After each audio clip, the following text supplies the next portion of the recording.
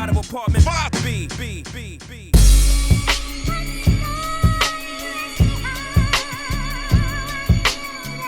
You're now tuned into the Apartment 5B podcast, where we chop it up about hip-hop, R&B, sports, love and life. Hosted by Kill.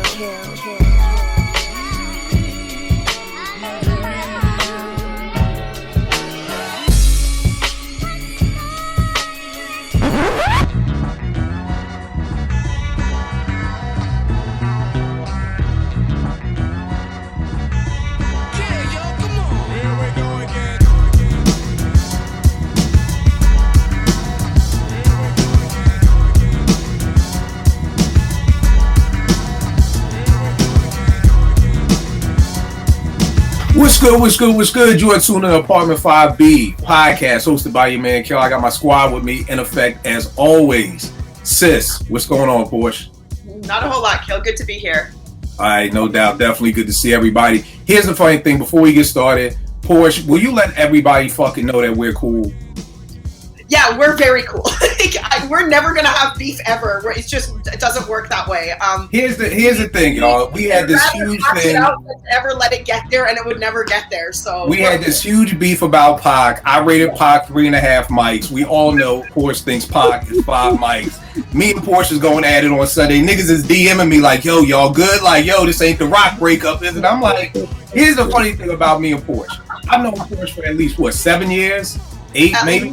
8 or 9 years, yeah. And the foundation of our relationship is we never agreed on shit. That's all we did was argue every day on the timeline. That was the whole foundation. And then just one day it was just like we agreed on something. It was like, oh, wow, that's different. You know what I mean? So for new people, old people already knew that this ain't shit. But new people were like DMing me like, oh, y'all really kind of going at it. And I'm like, nigga, we just arguing.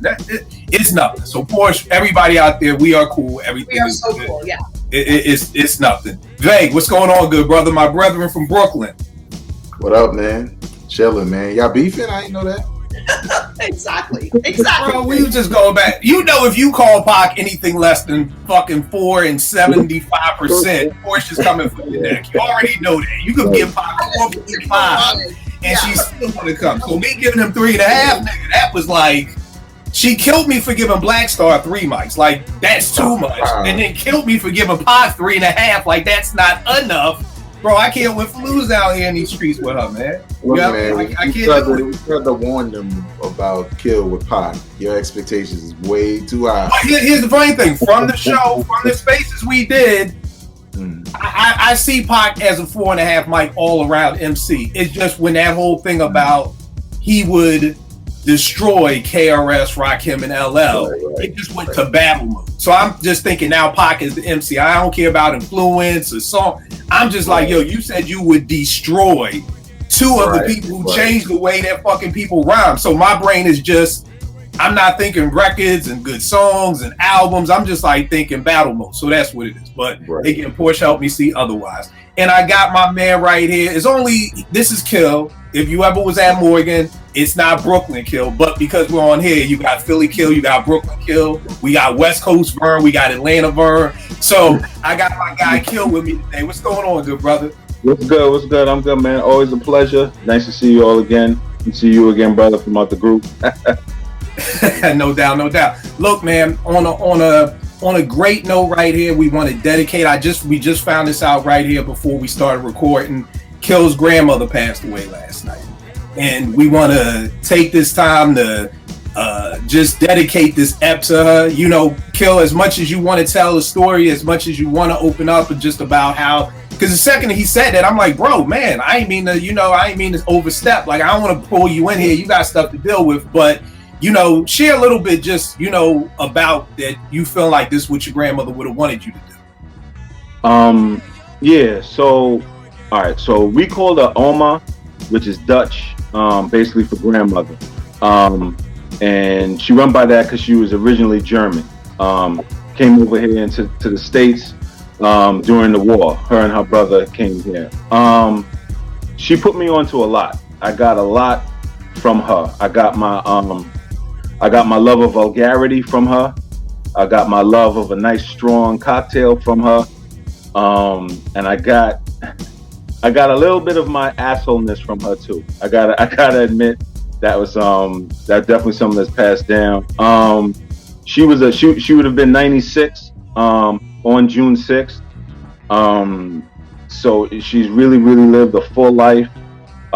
She's seen a lot, blessed a lot. She's seen her great grandchildren come to be, and some, you know, and some of them grow. So like my daughter's 17 and stuff like that.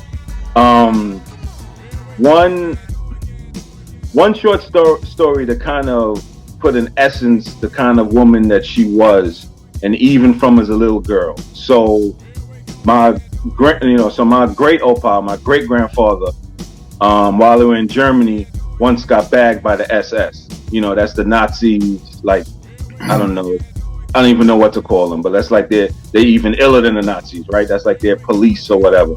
So one time he got quote unquote arrested for being a Jew and took him down to the precinct.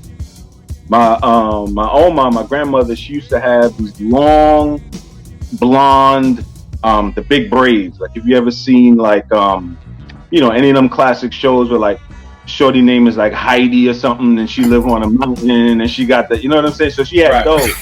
And she went down there as a little girl and went to the precinct and said, "I'm here about my father." And as soon as she walked in, the Nazis, they looked at her and were like, "Yo, if that's his daughter, there's no way he could be a Jew," and let him go.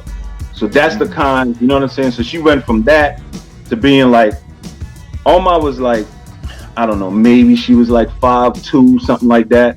So she went from that to like living in Harlem on 123rd Street and being this little white lady in the middle, you know what I'm saying? In the middle of Harlem. And we talking, you know, 60s, 70s, 80s. We talking them real times, you know what I'm saying? And to live there, right across the street from Grant Projects, and just to put me on to so many things. Like I was telling Kill just before we started that we're going to be having like a memorial service and so forth with her while the Roots Picnic is going on, right? And she put me on to music festivals. The first festival I ever went to in my life was a jazz festival in New Orleans pre-Katrina, and she's the one who took me to that. And ever since that, I've always been going to them, and this is really the first one since then, believe it or not, that's like a multi-day one. So I gotta go. That's like part of me paying homage to her, and she would, you know, she'd want me to be there, you know what I'm saying? And but that's just who she was, and that kind of spirit is what, even when Kill reached out to me to double check that we was good for the night, I was literally on the phone with my moms and my brother, talking about that, being told that she had passed, and without hesitation, something in my spirit told me to say, yeah, I'm good, because she would want me to be here, you know what I'm saying? She'd want me to be doing this, not just sit around. She'd want me to be immersed in, you know, in culture and music and discussion of music in any fashion. But that's Edna. That's Edna Walker. That's pretty much, that was her. You know what I'm saying? That was her. That's dope. So we dedicating this up to Edna Walker. You know what I mean? Just sounds like a wonderful woman. I'm glad she was there and lived that full life. You know, that's a beautiful thing, good brother. So, you know, definitely our condolences, but I'm glad you're still rocking with us tonight, man. Thank you very much. Very, very much. No doubt. All right, y'all, let's jump into it. Yo, tonight we are talking about, and I don't even know, Porsche, you remember how we found this topic? I don't even remember. I think I was in Cali or something, and I got into a conversation, but we're talking about MCs that changed throughout time. So maybe an MC came out this way and ended up being that way. You know, a great example of this, when I would talk to people about this, I would talk about Zeb Love X becoming MF Doom. You know what I mean? So, like, you know, that's a huge change. If you remember Peach Fuzz, and for people out there who remember Strictly Hip Hop, the whole intro to Strictly Hip Hop was the haircut interlude from the KMD Mr. Hood album. So, you know, you're thinking about KMD to now we're going to, you know, MF Doom. Similar styles, but two totally different MCs, in my opinion. And even on a producer front, who I'm going to talk on is JD, going from JD to J Dilla, because those are two totally different producers. The production style is totally different. So that's what we're chopping it up about today. Brooklyn Kill, you're the guest tonight, man. Who is one of the MCs who you want to set things off with? Now, of course, that went through a transition. You know, It's actually a transition that I did not like. Okay. Oh, and I apologize too. I apologize. We're gonna be talking about which one was better. Which one did we prefer? Did you prefer the Zev Love X or the MF Doom, or do you prefer the J Dilla? So even if you don't prefer, that's even better. Like, so who were you about to say? So I was gonna say Nas, and I was gonna say Nas. When Nas went from Nasty Nas to that whole Nas Escobar firm, that whole mafioso movement, I did not like it all. But however, I think the present day Nas is the best. Well, okay. Well, when it was Nasty Nas, that was the illest, right? But I feel like the Nas that's out there now, like the Nasir that's out there now, is like the embodiment of all of that, right? So it's like the embodiment of, having some real money and enjoying that, but not acting like this mobster or this grand, you know what I mean? And kind of that maturity of where he is now. I feel that transition. I mean, other than that, believe it or not, even with the era that I came up in and the type of lyricism that I came up in and appreciated, I can't front on 2 Chainz. I can't. I know that sounds unbelievable to y'all, but that movement from reinventing himself as 2 Chainz from Titty Boy and that. See, that's the wild part. I didn't even know about Titty Boy. We was on this show one day and somebody said Titty Boy, and I'm like, I apologize. Who a Titty Boy? Right. But hold on. Let's stay with Nas for a second, because Vague, are you gonna touch on Nas, or was that on your list? I ain't got a list. I was gonna kind of like piggyback off of y'all's and freestyle. Yeah. That's no doubt. The reason why I was saying that is because what I wanted to try to break down, because y'all know me, I want to be a teacher out here. So when we talk about Nasty Nas, we're talking about Breaking Atoms. We're talking about Live at the Barbecue. We're talking about Back to the Grill with MC Search. We're talking about Waving Automatic Guns at Nuns. We're definitely talking about Illmatic. When did Nas Escobar come to you? Because some people I heard say it was written, some people said it was the album after it was written. So we're gonna go around. So like, Porsche, when did Nas become Nas Escobar? Because the funny thing, I feel like if you have a career as long as Nas has, he's going from Nasty Nas to Nas Escobar to Nas back to Nasty Nas for a minute, and then like you said, now I love what you said about Nasir. It's kind of like the embodiment of all of that. Just most MCs don't have the opportunity to still be here almost 25 years later. So for you, Porsche, when did Nas Escobar come? Was it was written? Was it the album after that? No, for me, it was after it was written. So it was like the I Am, Nostradamus, I think somewhere in between there. Was it The Firm? I can't remember dates right now, like years of releases, but yeah, it was definitely after it was written. And do you want me to talk about like which one I prefer? Yeah. So, or like, do you agree with what Brooklyn Kill was saying? Kind of like how now he's kind of the embodiment of all of that. Yeah. Well, I don't think he's the embodiment of all of that. I think he dropped the whole mafioso sort of, that mobster persona thing along the way. But I personally, I like the you guys know I love the Firm album. I think I like it more than most people do. And I always kind of get crap for it because people are like, but it's so like shiny and it's so this and it's it's such a reach, and it was a bad attempt at trying to do what Raekwon did, and it was just a lot of these like claims that are made over it. But I actually like that. I think Nas did a good thing with the Firm. I like that, getting this crew together, and I love the Firm album, to be honest. So for me, I do like the progression, because I think that ultimately now with Nasir, and we see the quality of work that Nas is putting out now, minus the was it the Nasir album that Kanye produced? The only album that me and North and Kanye like, yes. Right? Yeah, that was the Nasir album. You are the only person I know that likes that album. I'm the only person who likes that album. Yeah. Yeah, so aside from that particular album, I do like the progress and the growth, because ultimately we get Nas, like King's Disease Nas, you know, like King's Disease 2 Nas, and so for me, I appreciate the nasty Nas, the Nas Escobar, and then the Nasir, and I think he did a really good job at transitioning those personas, or you know, whatever you want to call it. I'll just call it a persona for lack of a better word. But yeah, so I'm a fan of that. I'm a fan of Nas for that. All right, Vague. Your cousin's Ill Will. You grew up with Nas. You know him personally. When did the Escobar happen for you? For me, and Escobar is my preference between Nasty Nas and Escobar. Nas Escobar moving on your weak production, pumping Mobb Deep. You know what I'm saying? Your beef is mine. That's the first time he said it. Like, we knew it was there, but Escobar is eye for an eye, verbal intercourse, the foulness, freestyles. It was written, because all that stuff was before it was written. The first firm group joint, Affirmative Action, right? And Nas Escobar was introduced in that album.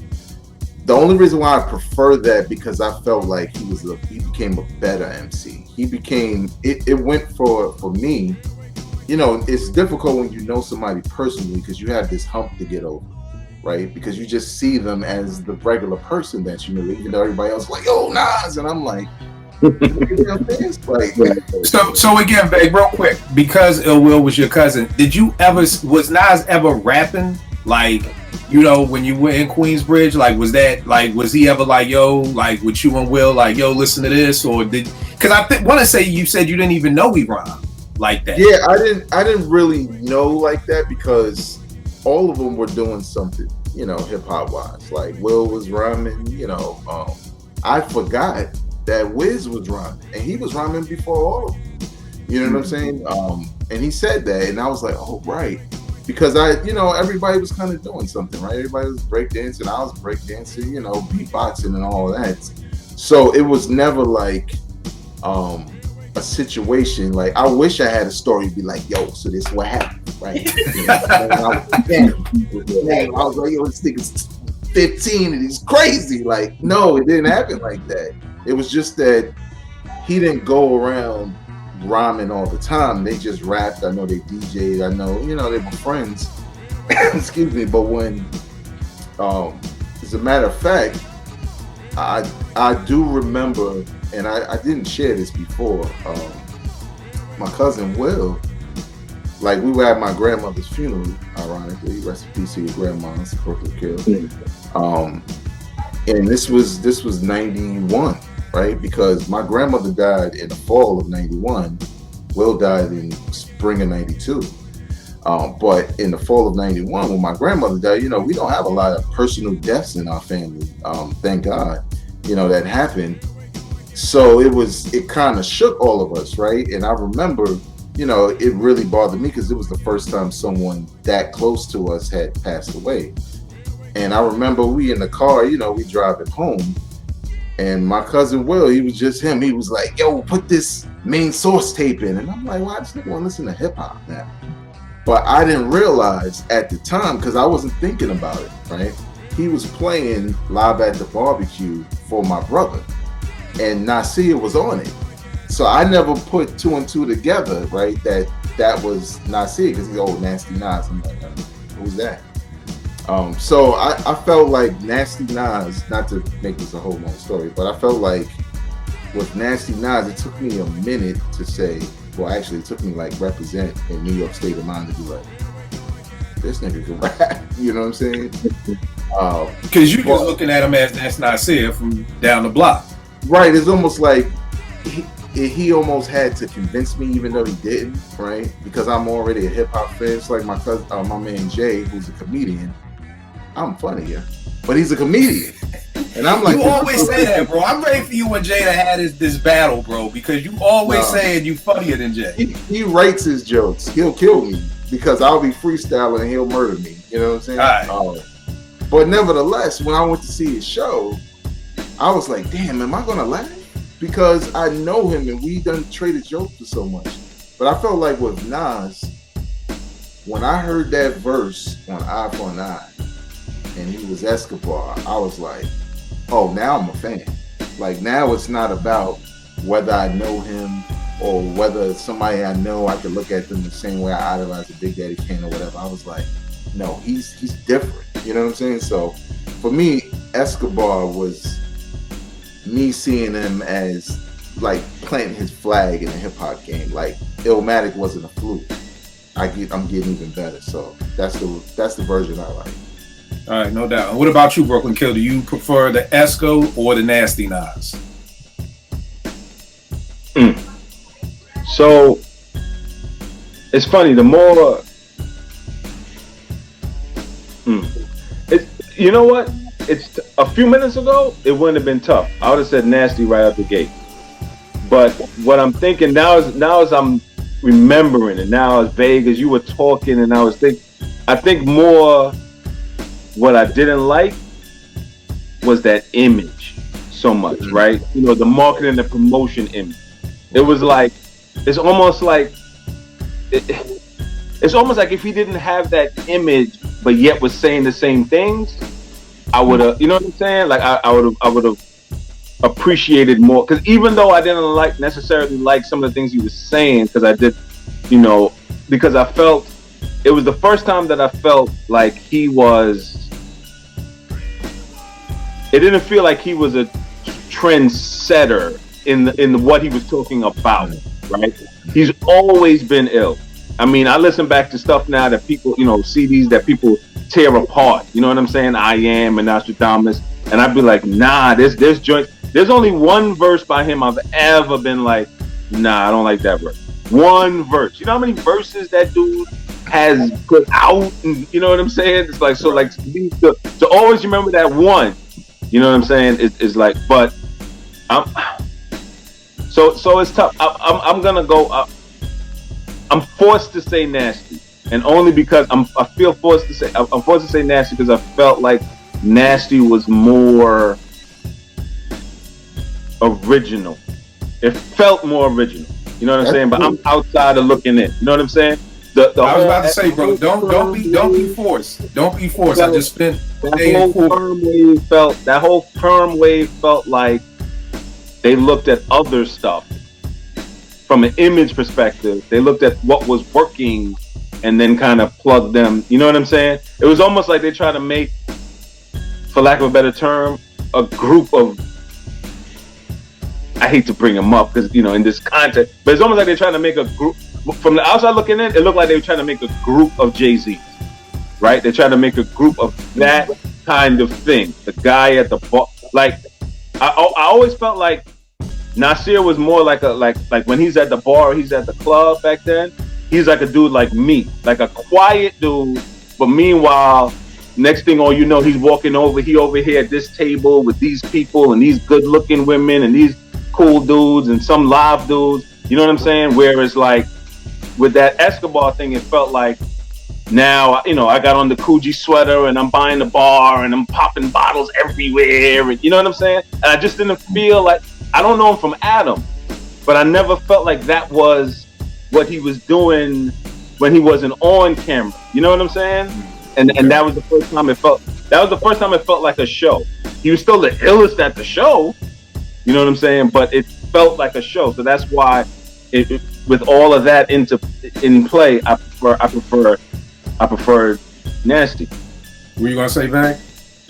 I was gonna say, since building is heavy in the building, I think you made a point, BK Kill.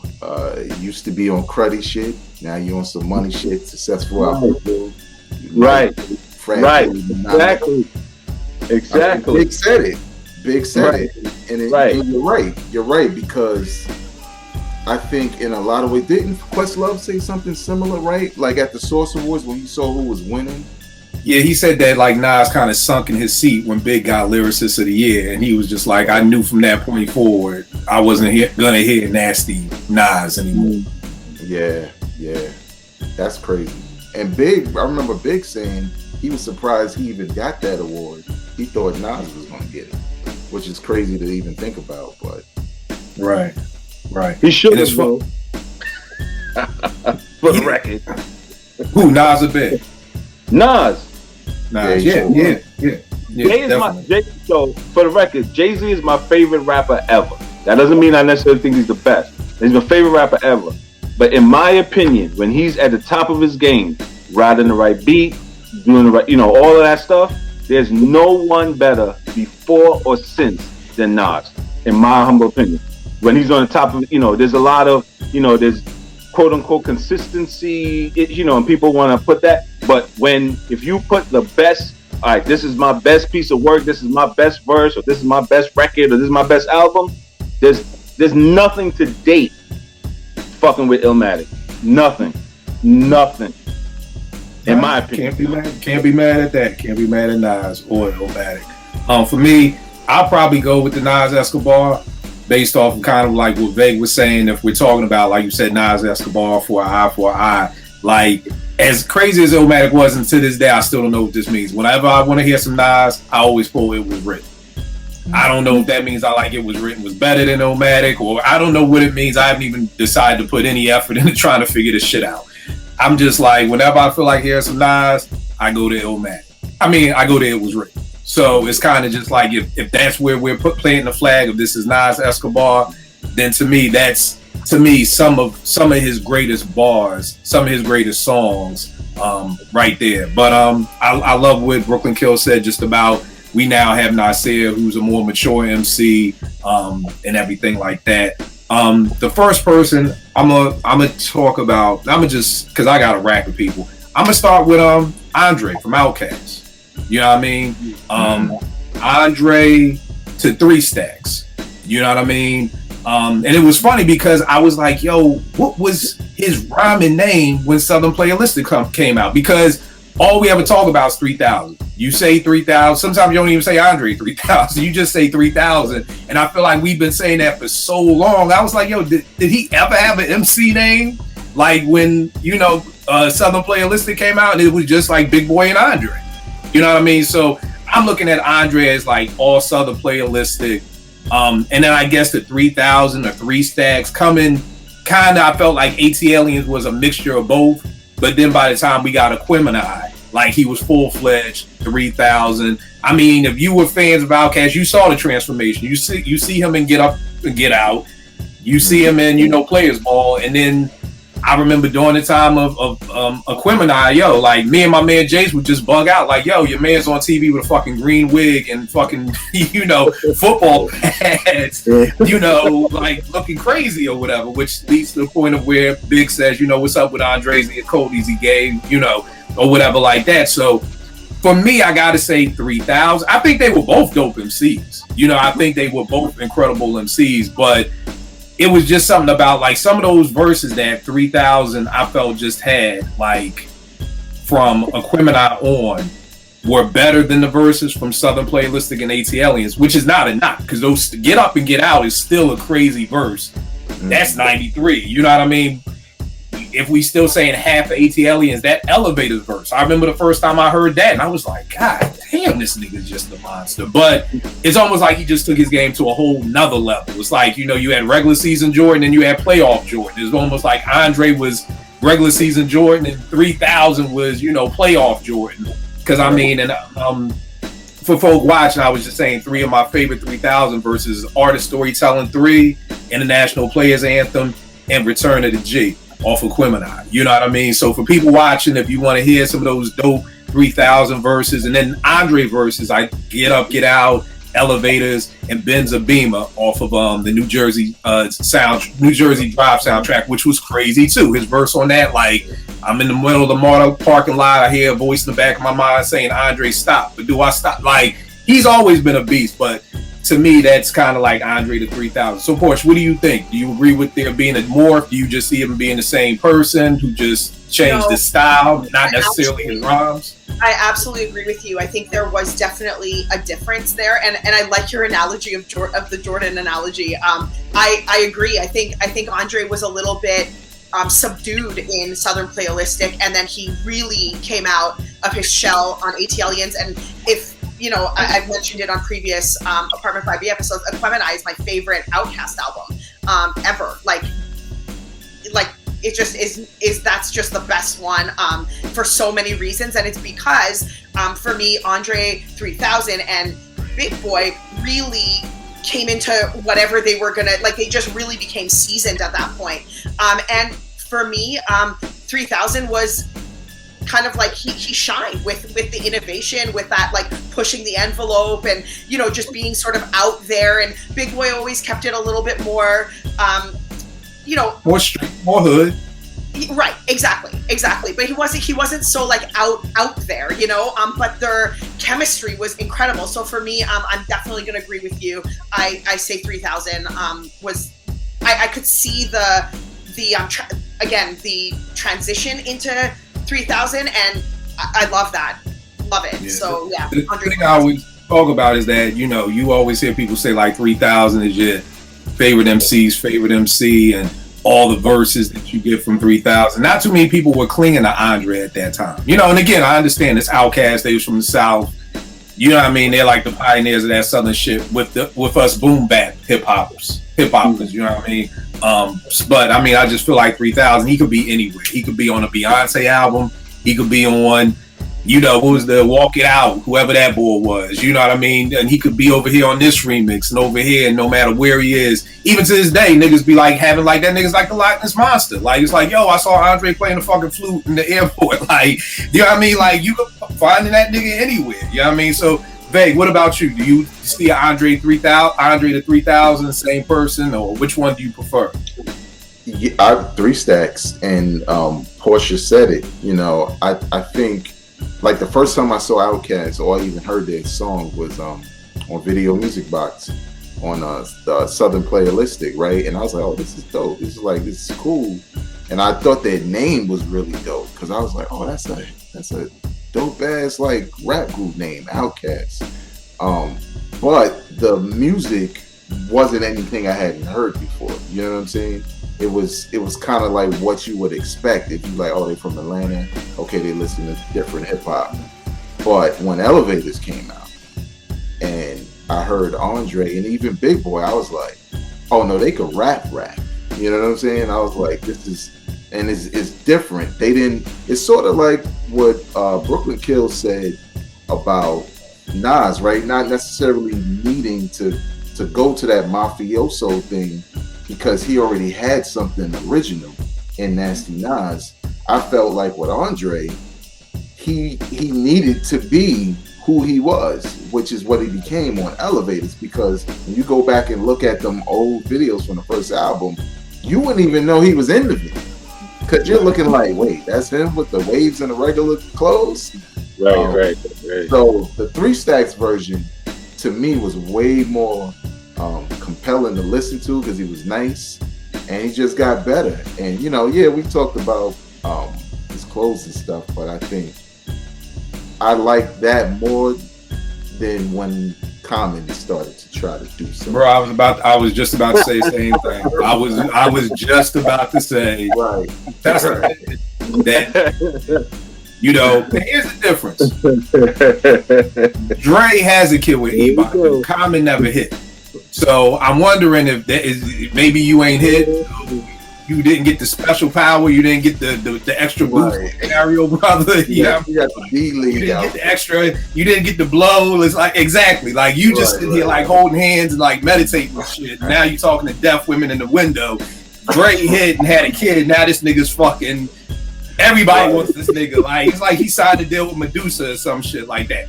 But I was just about to say the same thing about Common. And here's the other thing that's crazy. I know a whole lot of hip hop heads who have never heard anything from Cass past ATL, because they just said 3000. Yo, dead ass. Like, real hip hop heads who were like, yo, man, your man's fucking wild, B. I'm not listening to that shit. You know what I mean? Like, a lot of people who have never heard of Aquemini because they just could not get past 3000. I'm like, man, you're missing out on some fucking incredible hip hop. But well, cool. Here's one other note really quick about why I like that version, and it shows you the transition when he said the South got something to say. And they came with AT Aliens, and it was like, oh shit, okay. Like, you know what I'm saying? So definitely. You know what? Let me renege on that, because I didn't listen to DJ Quick because he had a perm. So I can't be mad, Porsche. I can't get mad. I did. I saw this nigga with a perm in 91. I was like, yo, get the fuck out of here. So I can't be mad at anybody who saw Dre fucking with a blonde wig and football pads and said, nah, nigga, I ain't listening to that shit. So let me renege on that, because I'm superficial like that too. Brooklyn Kill, what do you think? 3,000 or Andre? Definitely 3-stack. Definitely 3-stack.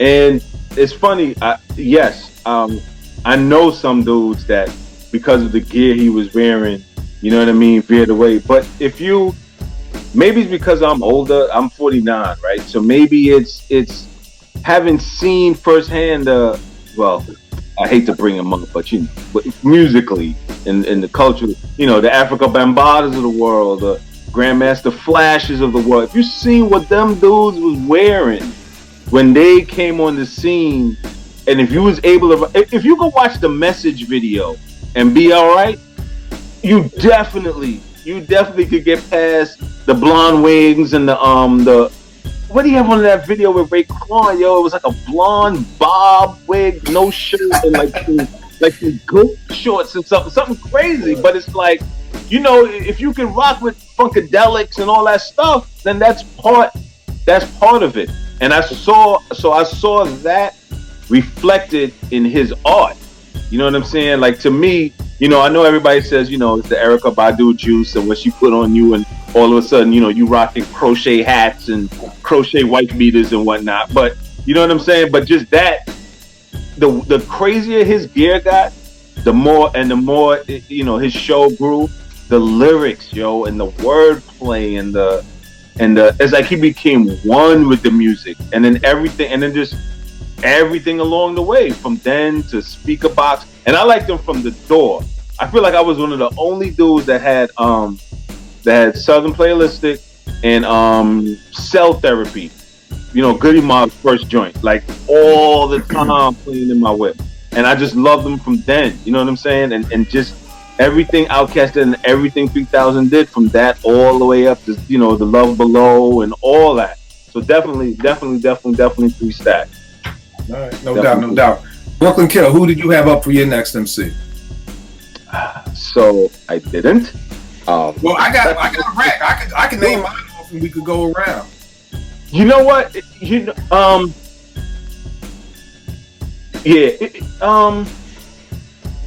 Locks. Kind of like from day 2, I felt like they found that balance, right? In terms of, because the lyrics was I've been familiar with them since they was like on Die Hard records, like from, you know what I'm saying, from way back, before even Bad Boy, so the lyrics was always there. And then they went through, of course, that, that Puffy age, a little bit, Shiny Suit, right? The Shiny Suit era. But then when they came out of that and somehow was able to have that, I don't know, like that street loss to their raps, like somehow, there's not only like did the image reflect that, right, but it allowed them, kind of like with Andre, like how, Porsche was saying about him being him, it felt like they were being them. Like it felt more, you know what I mean? Like now we could show you both, you know what I'm saying? Now we have a way to, weave these words, and weave, and this delivery to you. So it's not this, you know what I mean? It's not this shiny stuff. It's not this talking about, it's like some of the content was still the same, but somehow it was different. Like somehow, you know what I mean? So coming out of that, like that version, like that like We Are the Streets Locks and just after that and since then, some that. So I guess for the for large public consumption, it seemed like a short time, that Puffy thing. But I know of them and hearing them from way before that. So that whatever that switch was, like right when they got off of Bad Boy and that kind of, and then they've just become monsters, and then specifically Sheik. You know what I'm saying? There was a time when I always thought he was good. I never thought he was actively bad at any, but the other two were just, you know what I'm saying? Early on, they were light years. Now it's like Sheik is a beast to me too. You know what I'm saying? So it's just, so that would be, although they didn't go through any kind of necessary, name changes or, you know what I mean? Or a kind of strong difference that I saw. That's what I saw. That them. And then lastly, even though it was only one album of that, Mobb Deep, when they were what was their name? Poetic something, right? For the first album was Juvenile Hell. The first album was Juvenile Hell. Yes. With the Hit It From the Back. Was their name actually Mobb Deep then too? Yeah, they were Mobb Deep. They were Poetic Prophets before that. Okay. Poetic Prophets before that. But once they got to deal with where they were Mobb Deep. But once Shook Part 2 came out, it was ball game. I had Mobb on mine too for the same reason, because I remember Hit It From the Back being like, why these niggas got sickles? And then I literally heard the first Shook ones, not Part 2, but the OG Shook ones. Like, they sent it to 889 and I'm listening. I'm like, yo, these ain't these motherfucking Hit It From the Back niggas. Like, yo, these dudes done changed up everything. And then you hear Shook Ones Part 2 and then the Infamous, and then as we just go on from there. I would almost probably say a consensus around the room that the infamous Mobb Deep is better than the Hit It From the Back Mobb Deep, prayerfully. Okay, cool. I don't know, somebody may be like, hey, I don't know, Kill, Hit It From the Back was a really good album. Peer pressure. Someone's gonna be in the comments like that. Someone's gonna be in the comments like that talking about, they bugging. I don't know who they are. That Peer Pressure remix was crazy. Like, not really, but okay. You about to say something, Vang? No, I was going to say, I remember hearing, it's crazy because it's almost like two different Mobb Deeps, because I remember hearing about the Sparfit track, Hit It From the Back, because people liked it, but as you know, Kill, like some of that early 90s shit, East Coast started getting on my nerves with the East Coast stomp. And I'm like, in the West Coast, they gang banging, like what we doing? Like, you know what I'm saying? And Mobb kind of rhymed like that, right? And then when they came out with the Infamous, I kept looking at the CD like, these the same niggas? Right. Like, what happened? Like, how did he say it in the interview?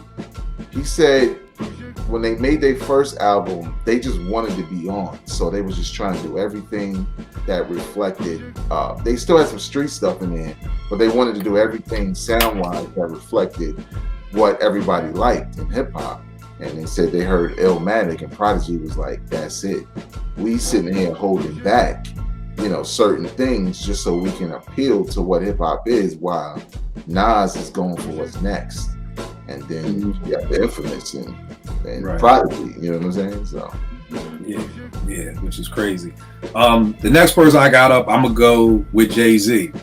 Just the reason why I say Jay is because the same thing like Brooklyn Kill just said with Mobb Deep. I remember hearing the Originators, not really feeling that shit like that. Even though it was the B-side to the song I'm about to bring up, I can't get with that. I was like, it's cool. You know what I mean? I was like, it's cool. But then when my OG, a kid called Roots, came to the station one day, he was like, yo, Kill, listen to this nigga Jay-Z. I'm like, I want to hear that shit. That's that nigga next type. I was like, nah, nigga, you want to hear this. And he played In My Lifetime, produced by Ski, and I was just like, yo, who the fuck what happened? Like the same thing with Mobb Deep. It was like, yo, what? There's no Iggity. Now this nigga's moving weight. Now this nigga's like, yo, wait a second. Like, this can't be bull. And then when I heard the In My Lifetime remix that Jazz did, it was like, God damn. And it was just like, it just took off from there. And again, I was on somebody's podcast, and me and forgot the bull's name. Porsche, who's our man from London, Watson, right? I always get these two. Easton. I was arguing with Watson. Easton and Slack. Right, Easton and Slack. I was arguing with Watson on a podcast, and he was saying just how I think Jay is my number two, and he was like, "How could Jay-Z be your number two? He went through all these different styles and da da da." And I said, "Yo, but here's the thing, bro. That people gotta realize, like, yo, Vague. I don't know. Brooklyn Kill. Did you ever rhyme? Like, nah. All right. So Vegas. That's it. One joint. Everybody got one. Everybody got 16. Everybody can put together. It took me like 5 days, but I had. And what I was telling him is like, yo, I feel like what a dude like Jay-Z is like, he's everything that would have been a demo he put out. You know what I mean? Like, if you can understand. So it's kind of like, I literally, the first time I rhymed on a mic in the studio was 1987. You know, I'm 13 years old. I've always wanted to rap. You know what I mean? God forbid if somebody heard that shit. It was horrible. You know, it's kind of like the first beat I made. The first beat I made was I'm 16. It's 91. You know what I mean? So I felt like with Jay, I kind of gave him that pass because it's kind of just like, yo, this dude has literally been putting out music since he first started rhyming. You know what I mean? Because your man is jazz. You know what I mean? So it's like the stuff that would have been the demo or would have been you kind of trying to find yourself as an MC, we actually got a chance to hear it. Somebody sent me Ultramagnetic's original album, like the one that even came before Critical Beatdown, and it was fucking horrible. It was horrible. You know what I mean? Like, and I'm like, anybody who knows me knows Critical Beatdown is one of my top 10 favorite hip hop albums of all time. I love that album. I heard some of BDP's stuff before Criminal Minded dropped. It wasn't that great. You know what I mean? So it's kind of just like, so I'm not saying I'm trying to give Jay a pass, but I'm just like, most rappers, you don't get to hear their early stuff. You only get to hear them once they're seasoned and they got a deal and everything like that. Jay never had to go through that because he really never got a record deal till after Reasonable Doubt. Like, you know what I mean? He was already putting out Rockefeller Records. So for me, that's kind of why I kind of gave him a pass. But Porsche, what do you think? Did you see a change in Jay from the originators and the Diggity Diggity and Can I Get Open off Original Flavors to In My Lifetime? And of course, I prefer the post In My Lifetime, Jay, of course. Like, so. But what about you, Porsche? I think Jay even talks about that himself. Like, he talks about his progression, and he talks about him being like all over the place early on, and then really finding his own voice and his own style and his own, which I have opinions about that, which is another whole episode on its own. But yeah, like, it's clear. And again, much like Nas, same things that I said about Nas is I like Jay's progression. I do think that he is sort of, he says it himself, like he definitely came into his own and he is great. Like post, like you said, post In My Lifetime.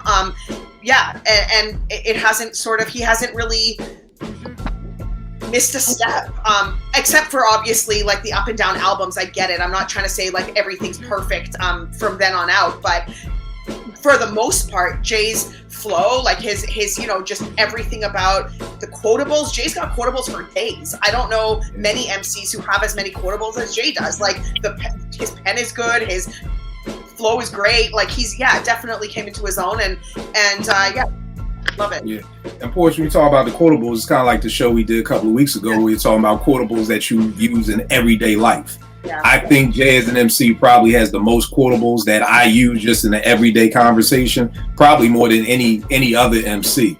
You know what I'm saying? And that's kind of how he stays steady at my number 2, is just because, I'll be talking to somebody, I'm like, man, a wise man told me don't argue with fool. Like, there's just so many times that I'll use the Jay lyric in real life. You know what I mean? So, which is huge. Beg, what about you? The originators Jay or the post In My Lifetime Jay? I didn't like that Fooshnickers Jay at all. He called it the Fooshnickers, the ramen in the Chinese takeout box in the video, huh? Yeah, I was gonna quote Ether, but I said chill because I like Jay. Yo, you heard Ransom's new album? He's got this bar where he says, I know niggas who praise Hov but recite Ether. Like, and when I just heard that, I was like, whoa, that's a nasty ass bar right there. Yeah. Like, yo, I know niggas who praise Hov but recite Ether, but yeah. Right, it had dudes like right, exactly. Right.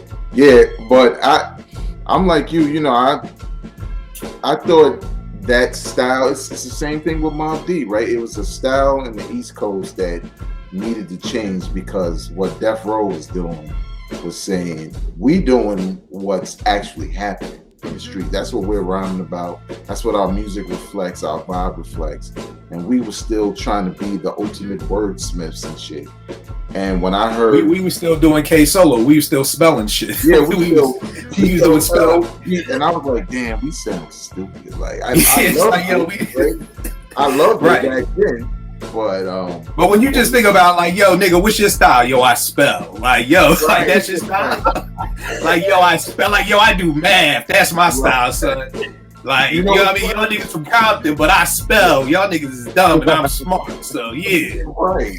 And that's the funny part too, because just kind of related. I was talking to somebody about ciphers, right? Because they thought, because I make a lot of jokes with all that pyramid rap shit. I was like, you don't understand. In the 90s, when you were in a cipher, every nigga had a style, so you didn't know what the hell they was going to do. One nigga going to jump up and be like ODB, the next nigga going to tell you about the pyramids and shit, and you like, too many. It was like a karate movie. You ain't know whose style had what. You know what I mean? Right. But yeah, when I heard In My Lifetime, I was like, damn, he should rap like this. And then I heard Only a Customer. And I was like, oh, I think he changed his style, because his 2 records where he's rapping totally different. And I think I told the story on your podcast before, how I was in Beach Street in Brooklyn, and this little young cat came up to me while I was looking for records and was like, yo, check this out, Jay-Z joint is hot. Because I never knew Jay-Z's name. You know what I'm saying? I just knew him from videos. And I saw it was like a Reasonable Doubt, I still have it, Reasonable Doubt sampler. And it had like Feeling It and a couple of joints on there, a couple of joints that didn't make it or whatever. And I was like, yo, he changed his whole style of like, I'm looking forward to this. You know what I'm saying? So I definitely prefer it. I think it was smart for him. Like Porsche said, he not only has said it in interviews, but he's also said it in his rhymes, like This Can't Be Life, where he was like, the something rocked and then Illmatic dropped, and I was like, damn, I'm gonna be a failure. You know what I'm saying? Like, you could tell he was watching the game change. So he had to make a change, and it was a change for the better, man. Because I Reasonable Doubt's still my favorite, because it's just so dope. Before we had a Stringer Bell, that's how I looked at Jay-Z. Like, yo, he's not a drug dealer rapper. He's different. Like, you know what I'm saying? He's almost like a businessman that sells drugs as opposed to a corner kid. And when you look at the Reasonable Doubt, it's all through there, man. Right? Remember he said, you know, y'all thumb through the swords, I read the Rob report. I was like, what's the Rob report? Right. I felt stupid. I was like, I need to find out. Right. No, and that's a dope analogy, just like the Stringer Bell. You know what I mean? Because I remember when I first heard My Lifetime, I was like, yo, this shit is dope, but why this nigga fake now? Now he sell drugs? Like, yo, how that nigga go from Iggity to, you know, now he a fucking drug dealer, you know, pushing weight, you know what I mean, or whatever like that. I would just love, and I don't know if there is an interview like this, but really, Jay, I just would love to see how you morph from Iggity to this style. Because when I heard early Jay, I would have never thought he could have been as good as Reasonable Doubt. You know what I'm saying? Like, normally maybe you could like see somebody, like you see a nigga hooping, you like, his game ain't all the way there. But I could see with a little more polish in it that, you know, he could make a squad or something like that. I didn't see anything from I Can't Get With Dad, Can I Get Open, the originators becoming possibly the greatest MC ever. You know what I mean? So just how did you morph into that? Like, how did you go from, you know, I don't know, Patrick Beverly to fucking Chris Paul? Like, how? Like, you can't, like, how did that transition happen, nigga? Did you go to fucking the camp? Did you start working out with Isaiah? Like, what did you do to become this great from that? Because I couldn't see this coming from that. Brooklyn Kill, what do you think with the J, the originators to the post In My Lifetime? Definitely post In My Lifetime. And actually, I see the transition because I see it as him being him. I think that originated stuff and all of that, he was doing that because that's what Jazz was doing. And Jazz got whatever deal, you know, now people look at it like it's, you know, chump change. Like maybe it was like $100,000 or $125,000 or 250, something like that. But for rap, then in 1990, crazy numbers. So he's looking at that like, oh, okay, I got to do that. And then somewhere along the way, I don't know if he was, watching something or something. Like, that's it right there. But like, that's it right there. I'm gonna be me, and I'm gonna just talk about this stuff. And now I'm gonna talk, or maybe one like his boy said something like, "Yo, the way you be talking, like when we just having a conversation, you need to rap like that. Just rap like that." And then just switch. You know what I'm saying? And then it hit because, and then also too, with Reasonable Doubt. Remember how he would always say that Reasonable Doubt, they meant for that just to be one album. He just was gonna do that so that Rockefeller Records could have a name, it could have a buzz, and then it was gonna be everybody else. So now, if I'm not thinking long career, right? Or I'm not thinking that, I'm thinking I just want to put this out. Now I'm putting out me. Now I'm just gonna give you this. I'm gonna give you this story. I'm gonna give you I'm gonna give it to you this way. Because I'm not thinking about, you know what I mean? I'm not thinking about that longevity as an artist. It's kind of like the difference. It's kind of like if you had a politician who all he or she wanted to do was just one term, or they just wanted to do these specific things, and they're not thinking about. They're not thinking about. All right, I got to get reelected in 2 years or in 4 years. They just gonna give you whatever the hell they feel like giving you. If they feel like coming to the podium and cussing in the middle of a press conference, that's what they're gonna do. If they feel like going to every park and replacing all the basketball nets with the chain link nets, right? Because they know they just gonna do that. So when he was putting that album together, he just like, I'm just gonna give them my life story on this. And then when that took off, right? Not so much commercially, right? But it took off to getting critical acclaim, right? And then I think too, then what happened when he tried again, right? And he tried to go he got caught up in, let me do the shiny suit thing, like, right? With the Sunshine video and all of that. And even that song in and of itself was trying to do something else. And then when that got backlash, he was like, all right, let's get back to whatever. Then you got the Streets is Watching soundtrack, you got that stuff. So I think really it was him deciding, I'm going to give them me, as opposed to giving them this, giving them this act. I think that's, and I think that's why it came to be. Like, I can see someone sitting there and being like, I can't tell them I used to sell drugs. I can't talk about that. That's crazy. I can't do that. And then something happened and they're being like, all right, fuck it. That's what really happened. So I'm gonna tell them about that. But then from the outside looking in, we looking like, well, 1 minute you were saying this, 1 minute you're saying, you know what I'm saying? Same thing happened with a lot of people. Same thing happened with NWA, right? NWA had Express Yourself and lines like, don't do drugs, it's known to cause brain damage. Then 2 songs later, it's, F a bit, you know what I'm saying? F a B and hold the AK in your mouth. And you know what I'm saying? Same thing happens. But the funny thing is, we gotta do a show. We gotta do a show about Jay in the long haul, because it's like Jay he reminds me of somebody I'm gonna name later. Like, Jay's a chameleon. You know what I mean? Like, Jay, I've heard stories with Herb, like, yo, now this nigga want to hang up on the Rough Riders floor in the Def Jam building now. That X is crazy. And he wants to get with Swiss. You know what I mean? And so, but neither here nor there. We'll that's a later show. The next person I got up is Ruck and Sean P. You know what I mean? Because I always loved Helter Skelter, but I won't hold you. Rock was always who stood out to me. You know what I mean? Not saying Ruck wasn't dope. Ruck was dope. He had dope lines. I'm not sure anymore who's knocking that. I loved his stuff. But I was over my man Lunchbox crib one day. He was like, yo, man, you heard Sean Price? And I'm like, who's Sean Price? He was like, Sean P. I'm like, nigga, who the fuck is Sean P? He's like, yo, Ruck from Helter Skelter. He got solo album. I'm like, Rock? Not Rock? Like, nigga, shut the fuck up. Nigga, I don't want to hear no Rock solo album. I want to hear Rock solo album. He was like, yo, man, this nigga Sean Price, yo, he the brokest rapper alive. Yo, this shit crazy. I was like, all right, give me the shit. Now listen to it. I was like, yo, this shit is kind of fucking... This Monkey Bar shit is kind of dope. You know what I mean? And it's almost like he got even more of his own style. You know what I mean? Like, when he said something like, something I watch Nick at night with my kids, then I sell Nicks at night, and something like, my bitch can't cook. Like, just the way that he was rapping with this style and this matter of factness of like, yeah, I'm the brokest rapper alive. Like, who gives a fuck? Like, it was just like this, I don't give a fuck. And he just turned into a whole style. Like, I mean, after a while, I see niggas just be like, P. You know what I mean? Like, you just knew Sean Price just had something different.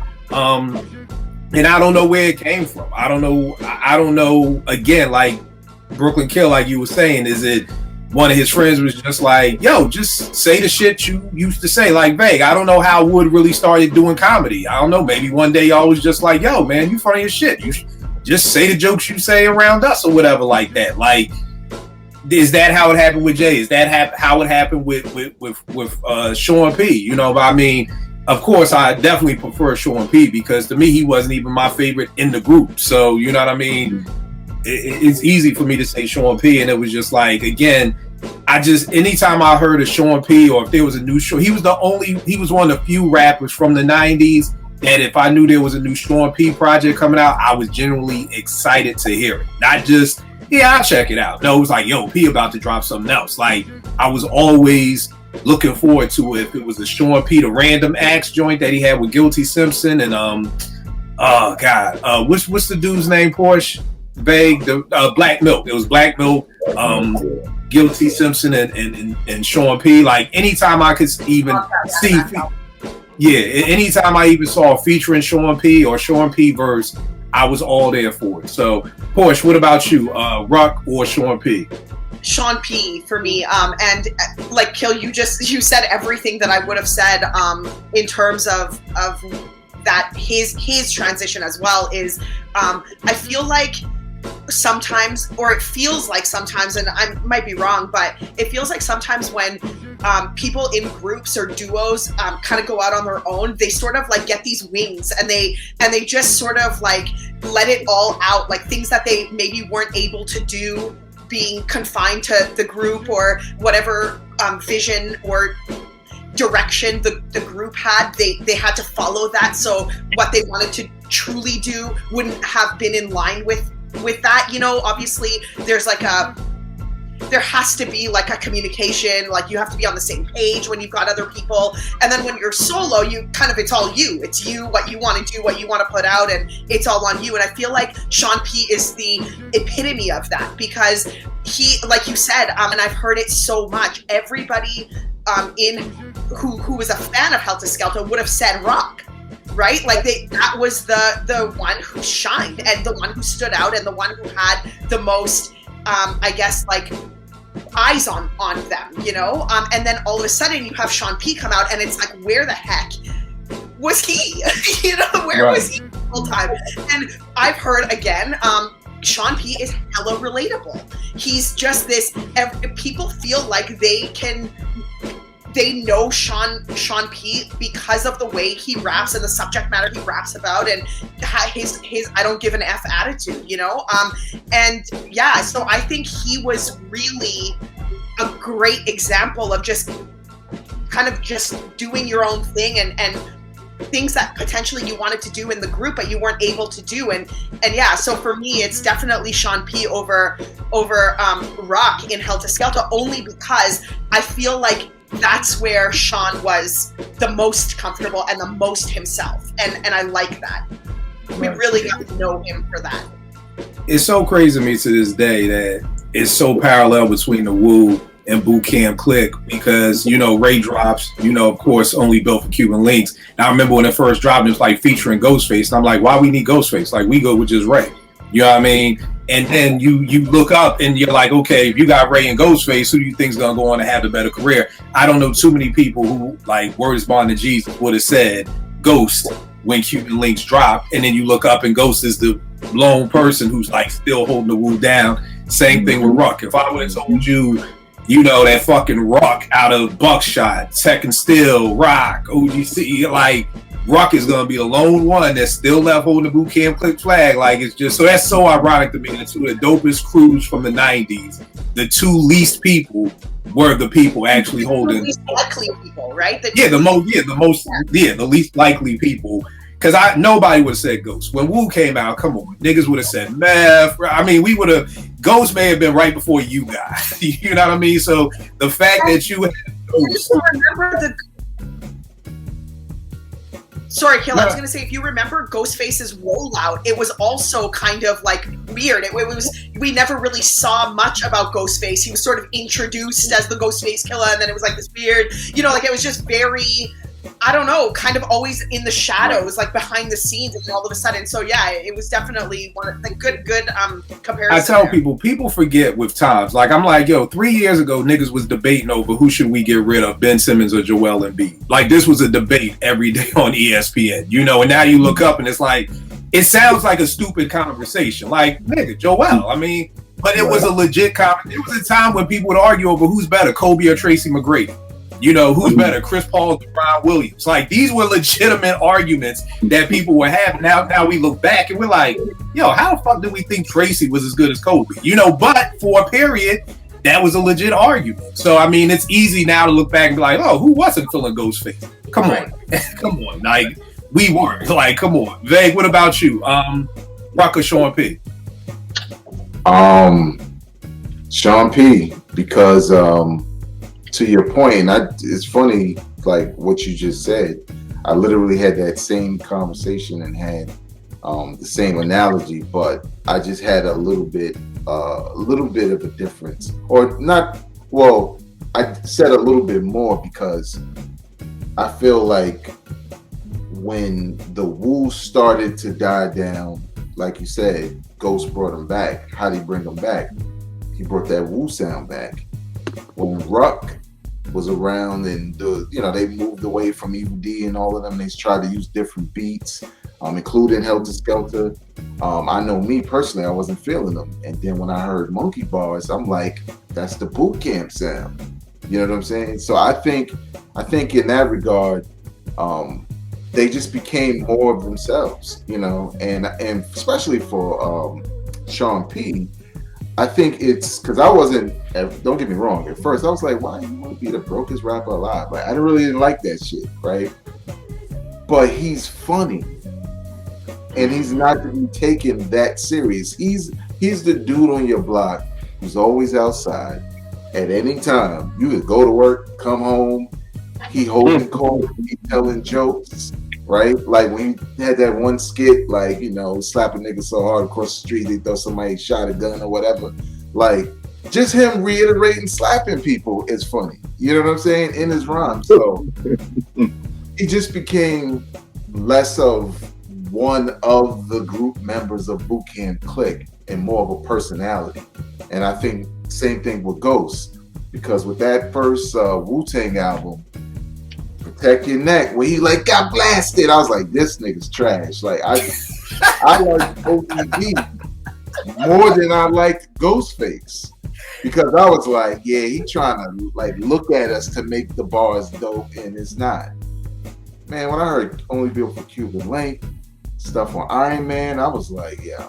And forget about Supreme Clientele. I was like, yeah, Ghost is hands down my favorite Wu member. And it wasn't that at one point. Same thing with Rock. By the way, Rock still got some dope shit. Oh no, he does. Rock had I forgot he dropped a solo album a couple years ago that was very dope. You know what I mean? Right, yeah. It was a very dope joint. But yeah. Sean P, for sure. All right, what about you, Brooklyn Kill? Sean P or Rock? Definitely Sean P. Definitely Sean P. I feel like I don't know him, right? But I feel like I know that guy. I know that guy in Brooklyn. I know that guy. I've fought that guy. I've gotten jumped by that guy and 10 of his peoples. You know what I'm saying? I know that guy, yo. And I know, I've hung out on the corner with that guy. I've joked with that guy. You know, he's been in class with me, and then I turn around and find out years later he stole my Walkman. You know what I'm saying? Like, I know that. I know Sean P. Yo. I know that dude. And that not that I didn't know Ruck, but it seemed a little different. You know what I'm saying? Right. And then he just kind of followed. It was the anchor. And then funny, like how you always saying, same thing with Ghostface. I thought Ghostface was the worst when they first came out. I thought Ghostface was the worst. Then 2 seconds later, I was like, okay, yeah, maybe that U-God kid is worse. And then I mean, respect to their whole movement, but let me chill. But anyway, you know what I'm saying? So, because I don't have a Joe Buttons moment tonight, but so I thought that I just, but I always respected their movement. I always respected what they did, and then Ghostface is just. He just embodied. Once "Can It Be So Simple" came out, it was rap. It was over. I was like, "Yo, what that dude?" Then I was just like, "Nah, these dudes, these dudes is nice." Because even when I didn't like you guys' delivery, still the stuff he was saying was like, "Okay, yeah." But yeah, Ghost just embodied again another person, another MC that was able to embody a feeling and give it to you. You know what I'm saying? Embody the whole move. But that was But you know what's funny in terms about transition? When they first came out, when you compare him from then to now, believe it or not, Master Killer was my favorite MC out that group when they first came out. And now it's like, I might as well just, watch paint dry on paint, Like, it's like, come on, bro. Like, what is this? What delivery is this? But, The funny thing about both them dudes is, and what I would love for younger folk, older folk too, to pay attention to, they both had their own styles. Like, it was no father to neither one of their styles. Like, Ruck's style, the way he rapped, nobody else could rap like that, or it just would have been too much of a blatant, like, you know what I mean? And the same thing, like, with ghost storytelling, like Shaky Dog or Maxine, like, they both had their own styles that I think that just stood out. Brooklyn Kill, do you have another one, or you want me to just keep running down my joint? Do I have anyone else? I can't think of anyone else right now. So, all right, if you do, we'll keep it from there. We'll go to Zeb Love X from KMD, morphing into MF Doom. Now, I'm going to keep it a buck with y'all, and I can take hell for this on the timeline. I was never a big MF Doom fan like that. I love Mad Villainy that he had with Madlib. I love that album, 5 Mics. Love it. It's funny, the person who's getting me to listen to more of MF Doom is actually Naomi. Naomi is a huge MF Doom fan. And I'm like, where the fuck did you get that from? Because it wasn't from me. But like, she owns the vinyl and all of this stuff. So Zeb Love X, for people who don't know, there was a group called KMD, Peach Fuzz, very dope album, Mr. Hood. They were down with this crew called the God Squad. It was them and Brand Nubians, signed to Electric Records. Very dope. What happened was Zeb Love X's brother Sub Rock passed away. He was hit by a car. He was passed away. He was the DJ in the group, and like Zeb Love X kind of fell back, kind of just disappeared, and then he reappeared with the mask. He was just MF Doom. You know what I mean? And a totally new MC who has a cult following. Like, I mean, a die-hard. I mean, y'all see I rumble with these stands on Twitter all the time. I'll fucking rumble anybody, but them Doom people, they are another motherfucking level. And now that he's dead, oh, fucking forget it. Like, I don't even go. I'm like, I will rumble Rihanna's, the Navies, the Beyonds, the Beehives, the Jehovah's Witnesses, all of them. I don't fuck with them Doomsters, man. But Porsche, what about you? Zeb Love X, MF Doom. I prefer MF Doom just for the simple fact I love Mad Villainy. I think if we would have got the Black Bastards album, which for people watching this was his second album, but they had a noose of a sample getting hung, and the record label didn't like that. They shelved that album. I do believe we would have known more about KMD and Zeb Love X if that album actually did come out when it was supposed to. But from Mad Villainy and now Naomi schooling me to more Doom, I prefer Doom. What about you, Porsche? Yeah, I can't really call it on this because I've only ever known Doom as MF Doom. Like, I didn't know anything prior to that. I love the Mad Villainy album. I love the Food album, like Food, and I can't compare it to anything else because that's just the Doom I've ever known. So I'll pass it off to Veg. All right, Veg, what about you? MF Doom or Zeb Love X? I'm gonna be a hypocrite right now. Because all the stuff we said about blossomed into a new kind of went from a caterpillar into a butterfly, right? Metamorphosis. But I'm gonna go the opposite way, man. I would really liked Zev Love X. Like, I was looking forward to their second album. I love Peach Fuzz, right? I just thought, like, damn, everything he makes is just dope. Like, yo, you know what, Vang? I'm gonna have to go with you. I'm gonna go with Zev Love X because I love Mad Villainy, but I really did like that first Mr. Hood album. You know what I mean? I really fucked with that, and I fucked with Black Bastards. I mean, his verse on the Gas Face, like, right. So good call with that, man. That's what stood out to me, and it was one of those things where, you know, he's new, the crew is new, and I was just looking forward to what they would do next. And, you know, when his brother died and all of it kind of went downhill, I felt bad for him. And I wasn't a fan of MF Doom when I've shown that on this show a couple of times. At least initially, I wasn't that big of a fan, just because I'm not a technique over entertainment kind of guy. You got to do both to get me. And I kind of felt like it was more about, you see what he's doing with the words. I'm like, yeah, but what the hell do Cereal Bowl got to do with motorcycle? Like, he's just saying shit. Like, I didn't. You know what, babe? My man told me, and I don't know if this is true. My man was like, yo, he heard that MF Doom will write rhymes on Post-it notes and then just put it on the wall. Like, he'll think of a bar and then just put it on the wall. Then when he records, he's just literally pulling Post-it notes off the wall. And I said, you know what? I don't know if that's true, but that sounds like that could be true, because it sounds like, if you think about that and then you listen to a Doom song, it's kind of like, that may be exactly what he's doing. You know what I mean? Like, he's not even taking the time to put everything together in the story. It's just like, yo, I'm gonna just take these lines I wrote and just go to work with that. Right. It's sort of like a prerequisite to Doom. Like, you got to understand the method to his madness, and it enhances the listening experience, because now you know what he's doing. You know, you're not coming to the conversation with the standard way of rhyming and having those expectations, and then you're pissed because he's all over the place with the bars. But I do like Doom a lot, you know. Even some of the stuff that initially I didn't like, the more I understood what he was doing, I was like, yeah, this is kind of dope. But if I had to choose, Zev Love X, because that was more appealing to me out the gate, and he was still him, you know. So yeah, no doubt. What about you, Brooklyn Kill? So this is where I'm gonna take all of the Doomster smoke for you, Kill. And this is where they're gonna be all in the comments talking about F him, he don't got no credibility, da da da da. I have never in my life heard an MF Doom bar. Never in my life. I just know he's a dude in a mask.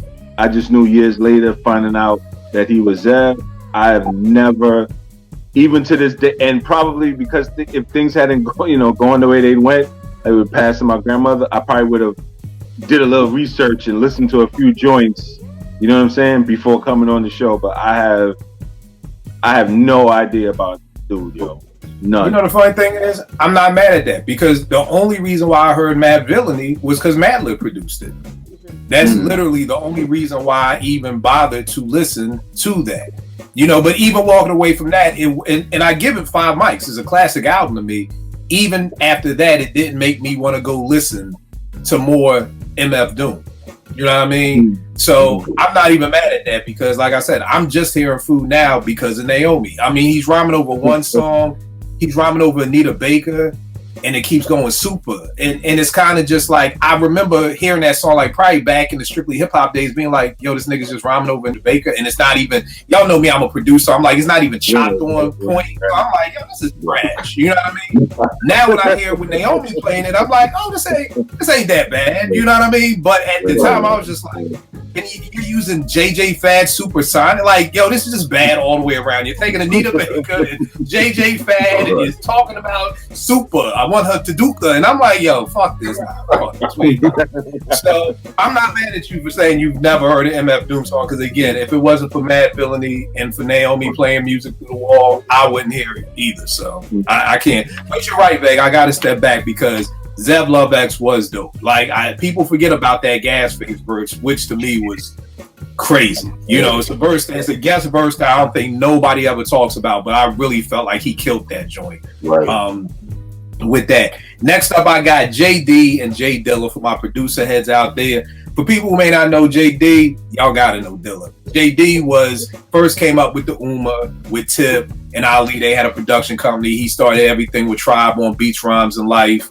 My knock on JD as a producer was I was like, yo, he can make them neo soul type beats for the Howard University crowd, like, you know, the Commons, the Black Star niggas who fucking burn incense and fucking, you know, the Black Star, like the Roots and all them niggas. Like, he good with that, but I'm like, that nigga ain't making no beats for like fucking MOP or Ghostface or nothing like that. And eventually JD for in a great book, Porsche, we still didn't even do this episode, the Dilla Time book, which is about that today, actually. Which is an incredible book. Like, literally, while reading this book, I think I made something like 40 beats, which is unheard of. But it was just so much inspiration in this book from, like, he'd be talking about being in voodoo sessions and being in the, like, Water for Chocolate sessions. And I would be like 2 pages in, I'm like, yo, I got to make a beat.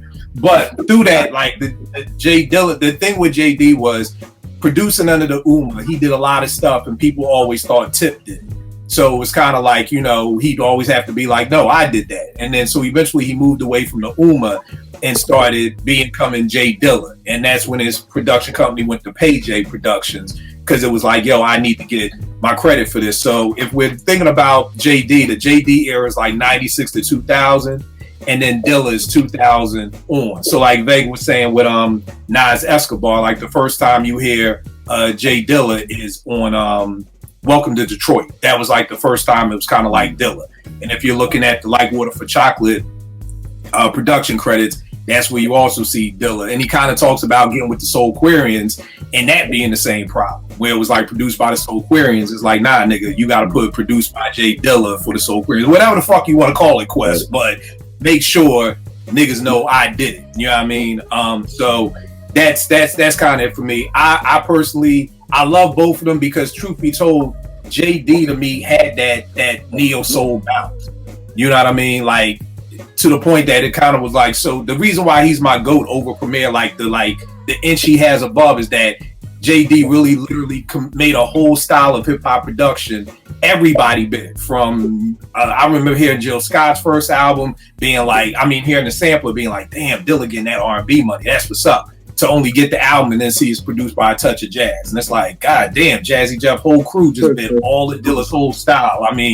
Gospel music was doing the Dilla bounce. And for him to just be like, you know what, fuck it, y'all can have that. I'm gonna come over here and do this donut shit. And then Dilla was the one who was able to do songs for Ghostface. People don't realize on what's that joint, Flying Daggers for Ray's Only Built for Cuban Links 2. That's Dilla. You know what I mean? Like, so a lot of stuff like that. So I prefer Dilla to JD. Both are incredible. Porsche, what about you? Yeah, I'm kind of split between the two, and for the reasons that you just mentioned. Like, I like, again, because it was he was credited under the Uma. I don't know exactly what JD was responsible for. Like, that kind of gets, kind of fuzzy there. But I think it's a very unique and niche area of hip hop production where a producer can be so dope at the soulful production and all of that, So I really appreciate when there's producers that are exceptional at that. And I feel like as JD, he was exceptional at that. That's what people like you love him for, as fans. And then on the flip side, J Dilla, you can't go wrong with, he produced The Light, right? For everybody watching, if there's a song about falling in love, Porsche loves it. So just, if there's any song about love and commitment, Porsche loves it. So The Light is always going to be her thing. Yes, he did produce The Light.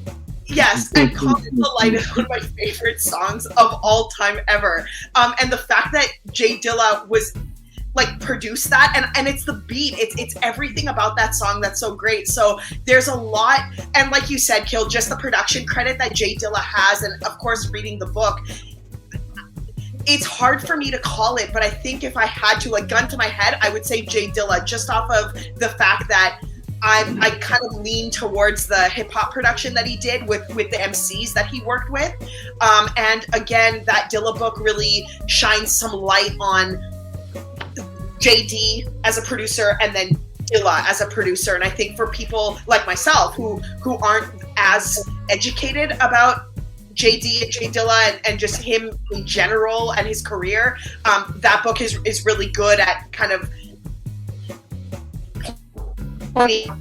so edge it to Dilla, but again, JD just as dope, like you said. It's one of those things, and here we are agreeing again. Yeah, shit is back to being crazy again. And for people on my website, We'll Make Beats for Food, I got a mixtape too. I keep saying this. This is how old I am. I say I got a 2 CD mixtape, but like CDs exist anymore. But I got it's over 70 songs of produced joints by JD and J Dilla. Anytime somebody listens to it, everyone comes away saying, "I didn't know he did that." Multiple times, you know what I mean? Multiple times, like, oh shit, he did that. I didn't know. I thought Tip, or I didn't. Oh shit, I didn't know he did this. I thought that was RZA. Or so you're gonna have a couple of oh shit moments up there. Vague, what about you, Dilla or JD? For me, it's Dilla, because I kind of feel like JD was Clark Kent and Dilla was Superman, because I think he did a lot of dope things as JD, but like you said, you just didn't know what he was doing. You know, it was Q-Tip. You just didn't know. They knew, right? They knew what he was capable of, but we didn't. And once he kind of planted his flag and became Dilla, I think he did a great job as far as upping the ante in his style to separate himself from the other people who would emulate things he kind of made popular with making music for them. But yeah, man, I was a big Dilla fan, still am. And I just feel like he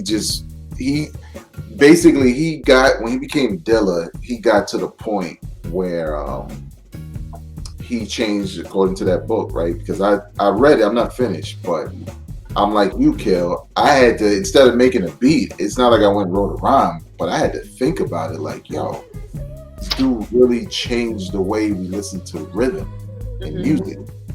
And I couldn't explain it back when I could hear it, because it's like, damn, is it 2 beats playing at the same time? What the fuck kind of track is this?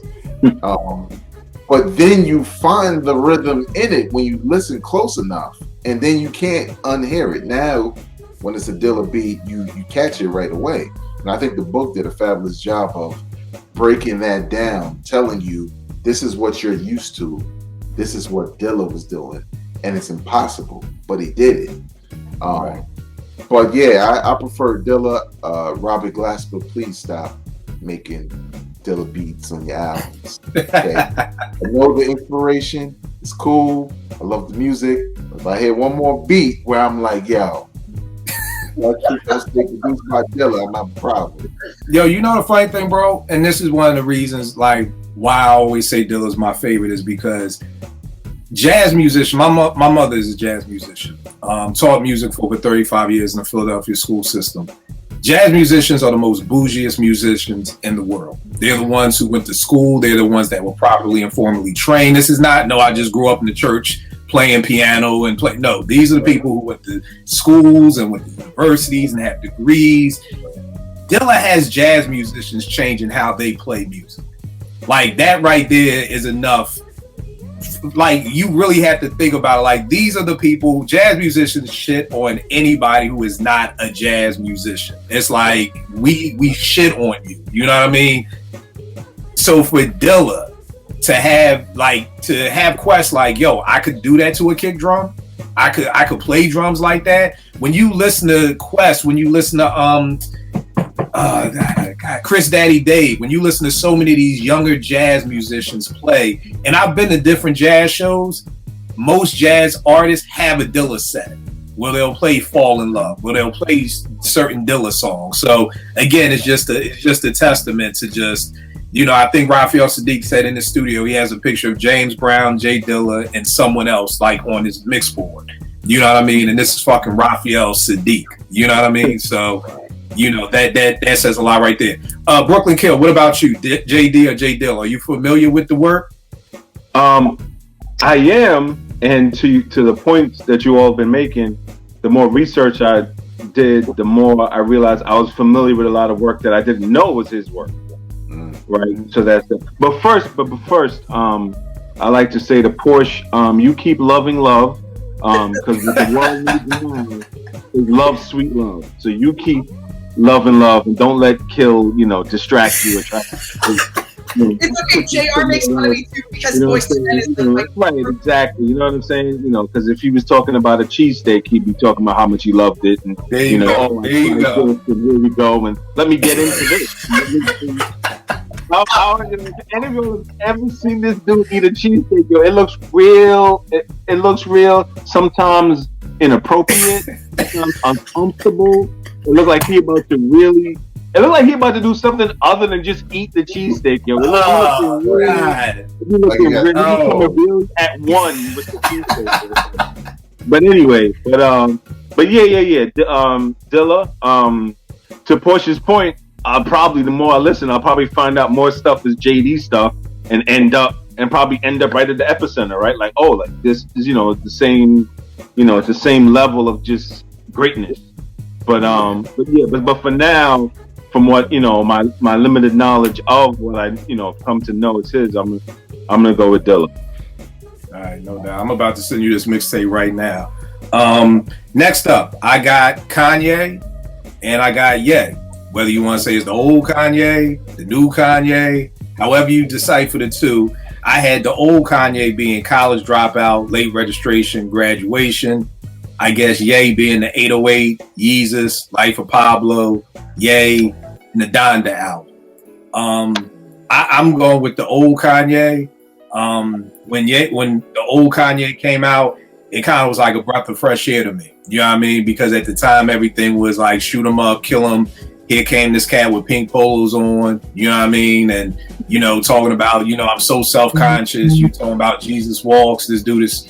What we said about other artists is that like they grew to be themselves. It's like Kanye was himself from the door, and then if you watch the Netflix documentary or you hear people talk, I was just watching this interview with Talib and he was like, no, Kanye knew the name of his first 3 albums, like before he was signed. Like he planned all this out, or he knew this was going to be like, or Talib was talking about, he was like, yo, Hey Mama was old, and he was like, yo, you should put this on this album. He's like, nah. Hey Mama gotta go on the second album. Like he had planned all this out. And I just loved Ye. I keep saying Ye, I'm trying to separate. I love Kanye because he was the rapper. People talk about gangster shit. I always tell people to this day, nothing's more gangster than getting on TV with fucking Austin Powers saying George Bush don't care about black people.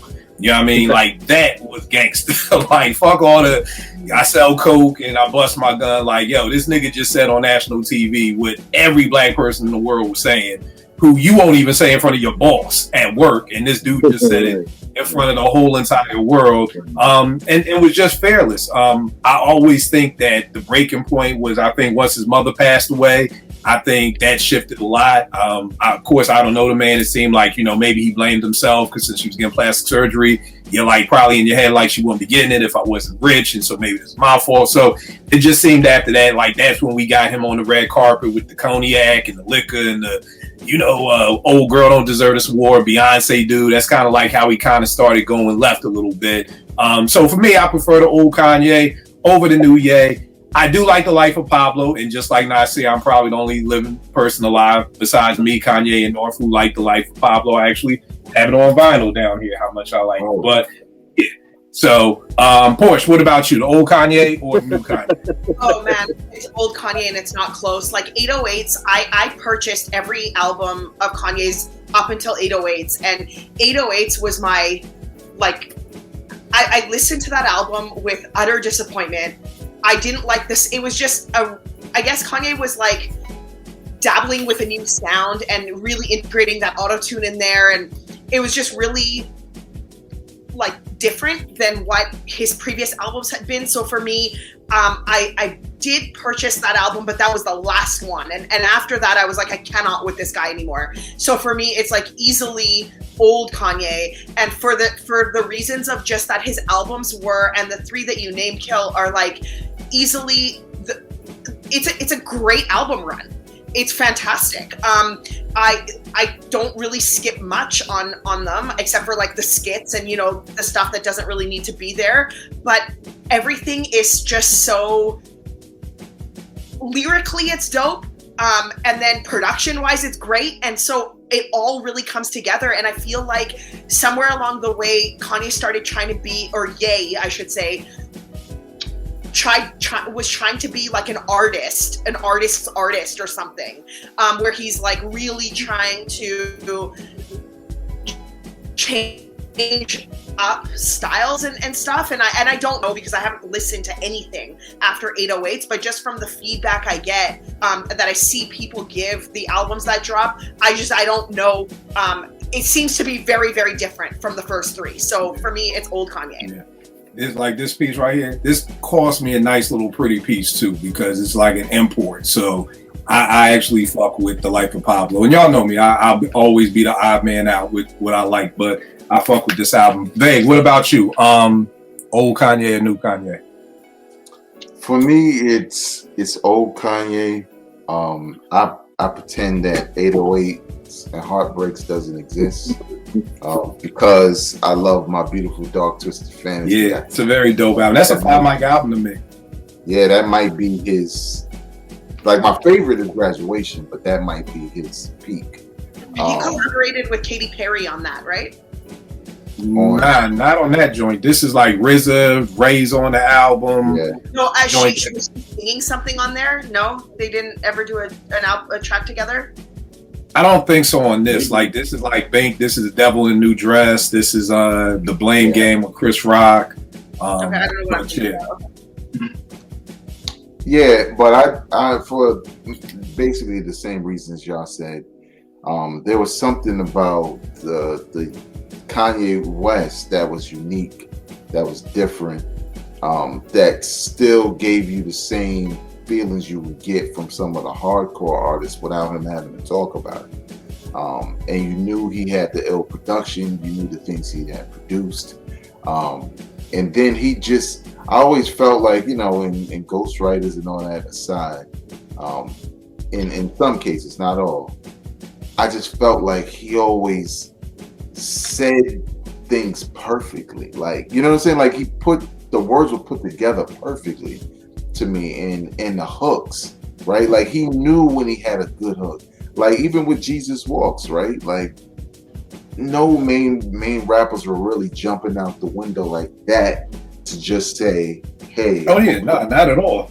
Right. I'm like you was, unless you were BBJ, right? I remember that. Bro, I told you how niggas at my church always like, yo, you need to stop listening to hip hop. Listen to BBJ. He's like the Christian Biggie. I'm like, nigga, stop, please. Stop with this shit, man. The Christian Biggie now, like, we got Shine sound like Biggie. Now we got gospel people trying to sound like Biggie. Like, right. Right. But yeah, like, even that song and the power and the performance of it, even watching that documentary, even I like pre-pandemic, I went to what was that documentary that like Black Thought and Questlove put together, where it was like the making of a song, and the kind of episode was Jesus Walks. I think it was like on VH1 at convention. Oh, I know what you're talking about. On VH1. I know what you're talking about. Them joints that they was doing, they did Suck MCs. They were doing a series of joints. Something like that. Mm-hmm.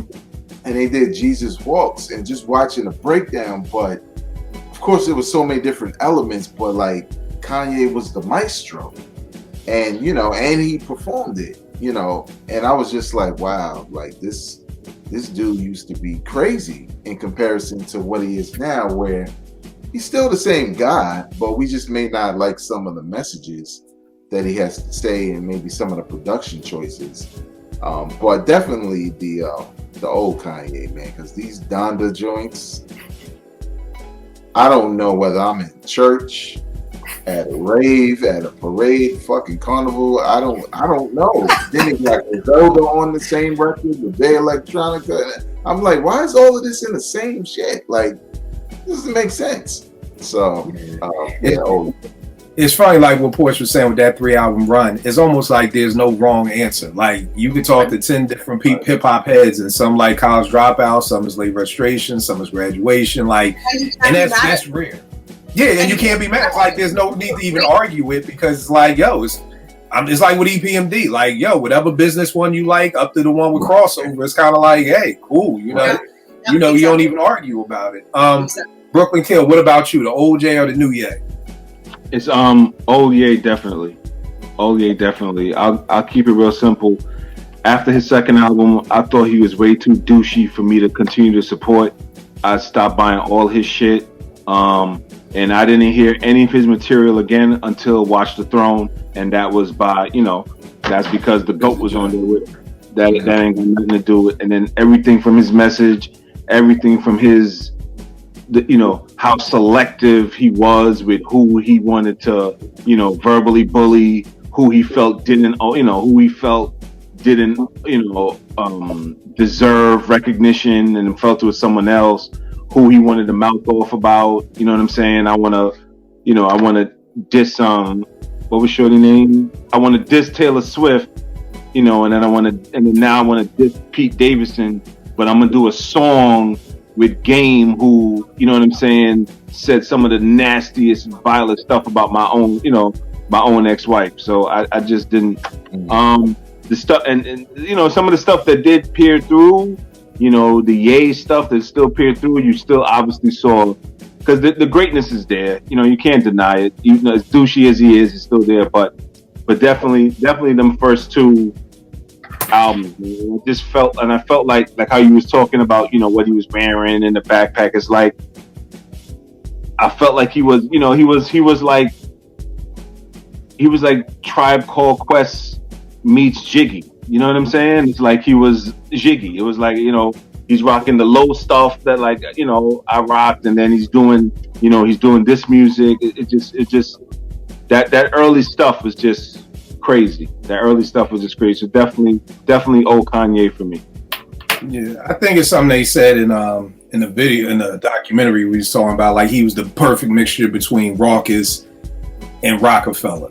You know what I mean? Like he was right in the middle. Like that's exactly. He could hang out with Talib and Mos and do songs with them. Then he could come over here and do songs with Jay, and it was like he was that perfect thing. The thing that always killed me was that, like, when he was doing Power and he was like, "Yo, I can't program these drums. I gotta have Timbaland come in," and I was like, "Whoa, flag on the play, nigga! Like, whoa, we don't do that shit, nigga. Like, yo, if you can't program your drums, then start that shit over again. You don't bring in somebody else to program your drum, like dead ass. Like, if you're a real hip hop dude, that's almost like, yo, I can't satisfy my wife. Yo, my nigga, you want to come smash for me because she's not happy? Like, no, nigga, you nigga, this is my beat. Nobody else is touching my pads when I'm making my beat. So it was just like, nigga, you can't program your own drum. And then in Scratch magazine, I want to say it was the second issue, he was talking about how he was stealing Eminem's drums and stealing Dilla's drums, and I'm just like, yo, bro, you really just, and nobody said shit. Like, this is what I'm talking about when, like, niggas, when a certain person does it, nobody says shit. When I used to be like, yo, I used to always grab that snare from Warning. Niggas like, oh, how the fuck you gonna steal Easy Mo B snare? It's like, y'all giving me hell for it. And then Ski, when he was talking about how he made that Presidents, that nigga said, yo, and I used the snare from Tribe Called Quest, oh my God, ain't nobody say shit. I say I use the snare from Tribe Called Quest, oh my God, I'm the worst fucking thing since the fucking plague. But neither here nor there. Next up on my list, I got Smith & Wesson to the Cocoa Brothers. So, you got Smith & Wesson. To me, The Shining is one of my favorite hip-hop albums ever. Is the perfect wintertime album. Like, as soon as you got to put on your bubble coat, I feel like that is like the music you put on the day that you look at the weather and you're like, it's bubble coat season. That means I gotta play The Shining. Perfect album. Then because of, copyright infringement with the gun company, it was like they changed the Cocoa Brothers. And I'm sure it's also because, I'll never forget this, Vague, because I always said this is like, I don't know, Porsche, you're our age, so you'll probably get this. In Superman 2, do y'all remember when he said, yo, I really want to fuck with Lois Lane, so I got to stop being Superman? And then he got into a fight with the boy at the joint, and he bled, and it was like, oh shit. This is how I felt when I graduated and I moved to Atlanta, and I no longer could get music for free. And nobody the fuck knew who Kill was. So see, in Baltimore, I never paid for shit. Like from 1992 to fucking 97, I never paid for an inch of music. You know what I mean? Now I'm paying for music. I'll never forget. I got Jay's in My Lifetime Volume 2, and I got Cocoa Brothers. whatever was it, what was the album's called? A Rude Awakening. And I mean, when I'm talking about, I went home and I couldn't wait, and I put in the Rude Awakening, I was just like, yo, what the fuck? Like, yo, like what?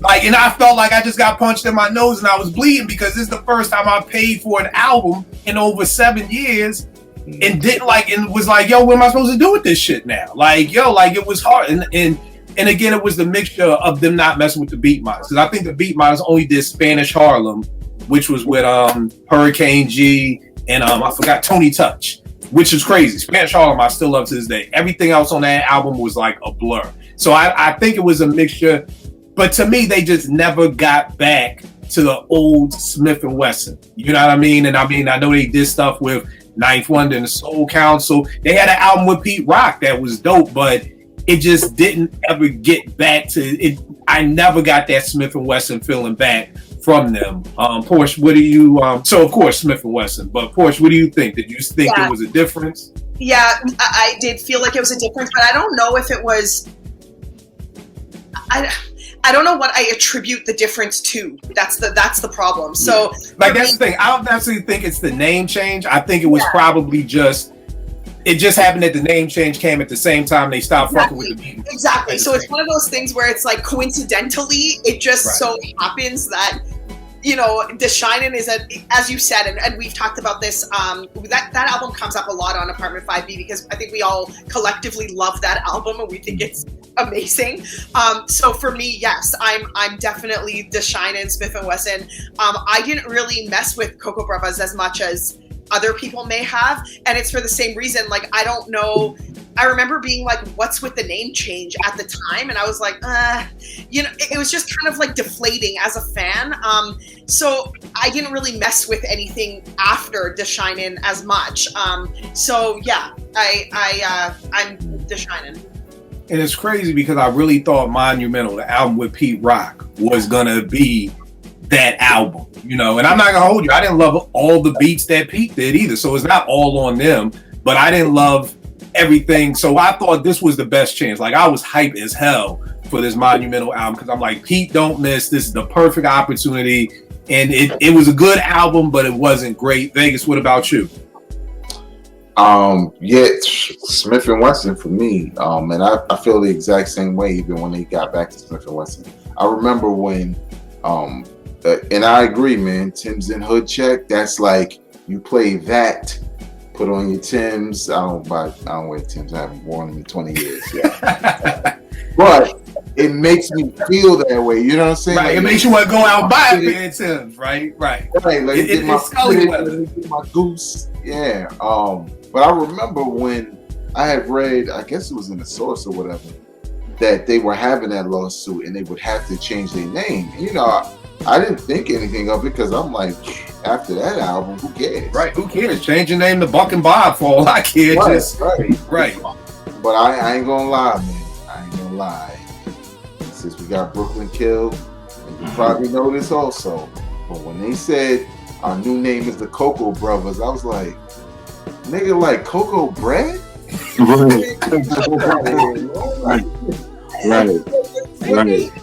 Smith & Wesson, man, like that's Smith & Wesson. That you already had the sound to go with it and everything, and then you go to Cocoa Brothers, and then you know, obviously I gave it a chance, but like you said, once they got away from you know, Mr. Wall and Even D's sound for them, I was just like, it's one of the most disappointing as a hip hop fan moments for me because I was just like, damn, they had lightning in a bottle with what they were in their sound, and that detour kind of derailed them for their career. Because I like some of their stuff now. Their last album was actually good because it was like some pro man shit.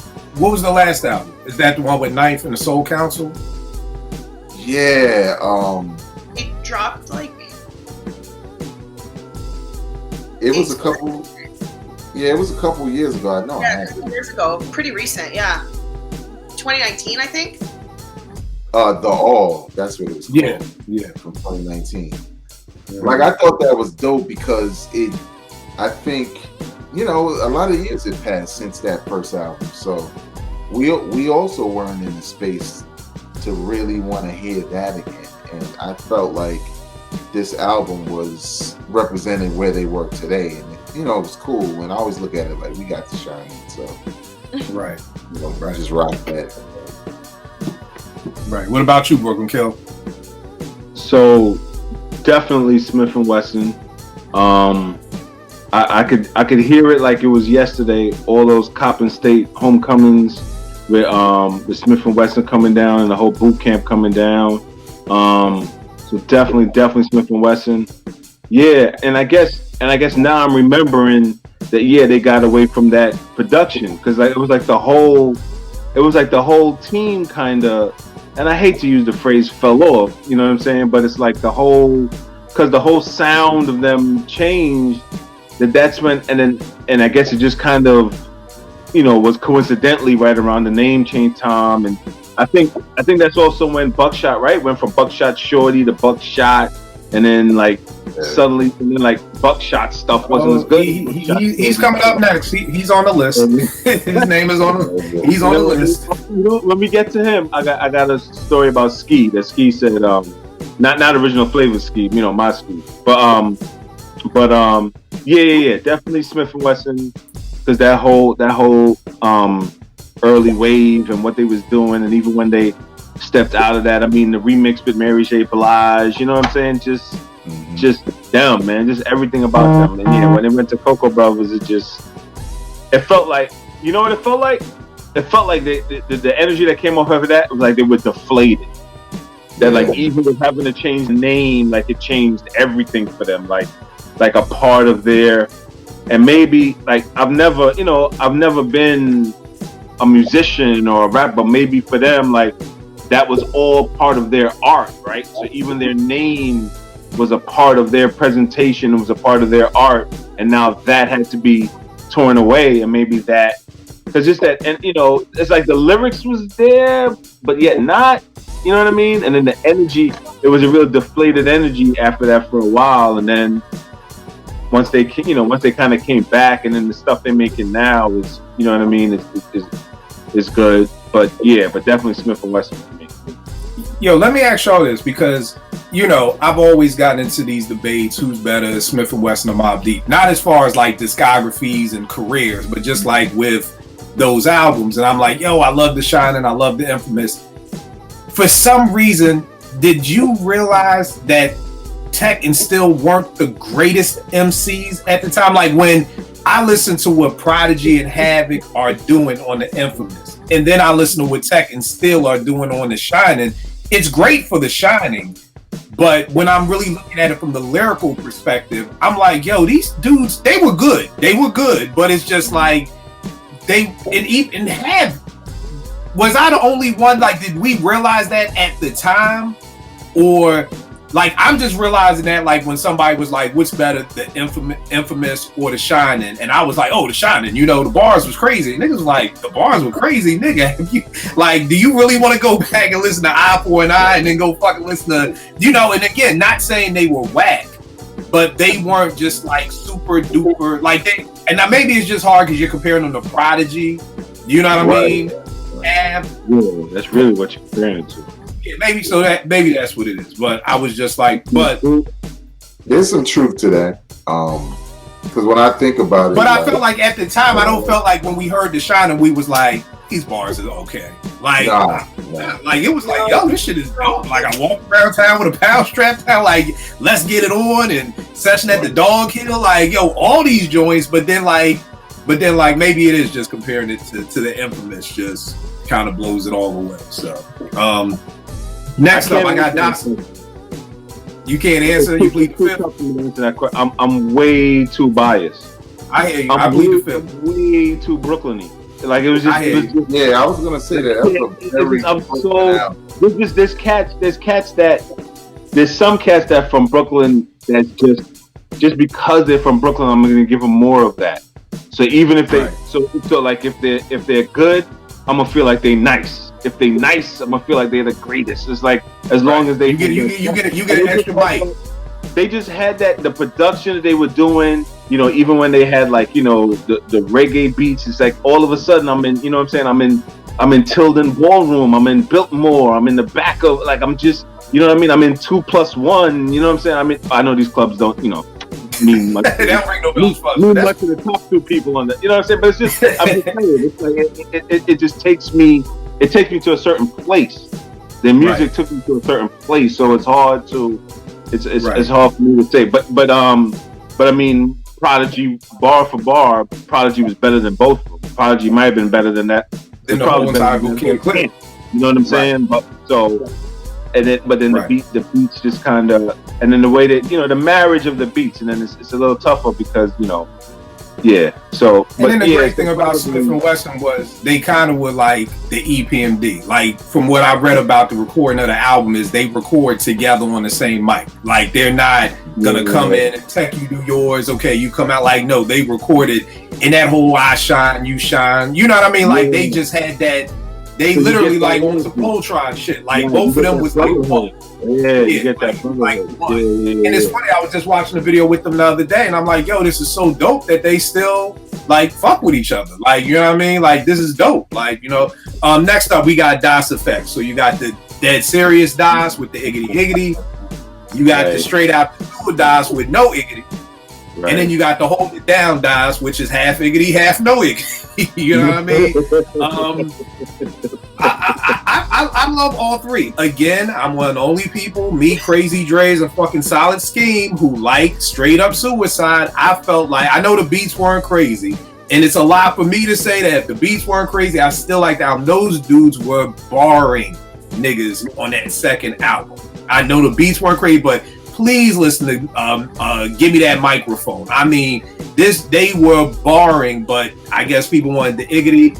I would probably have to say my favorite is probably the last album.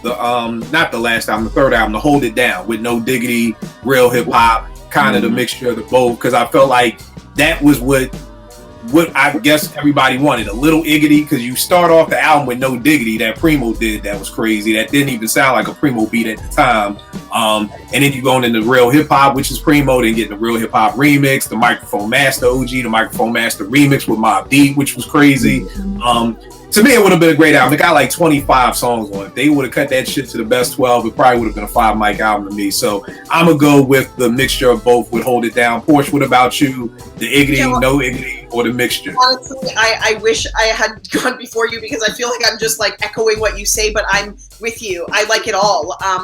DOS Effects is one of those groups. My brother introduced me to DOS Effects very early on, and I kind of like them throughout, but if I had to choose, I would go with what you said, and the mixture of both to Hold It Down. Yeah, the mixture of the two, because you kind of get the best of both, and I think they did both really well. I can't really say anything bad about DOS Effects, so yeah.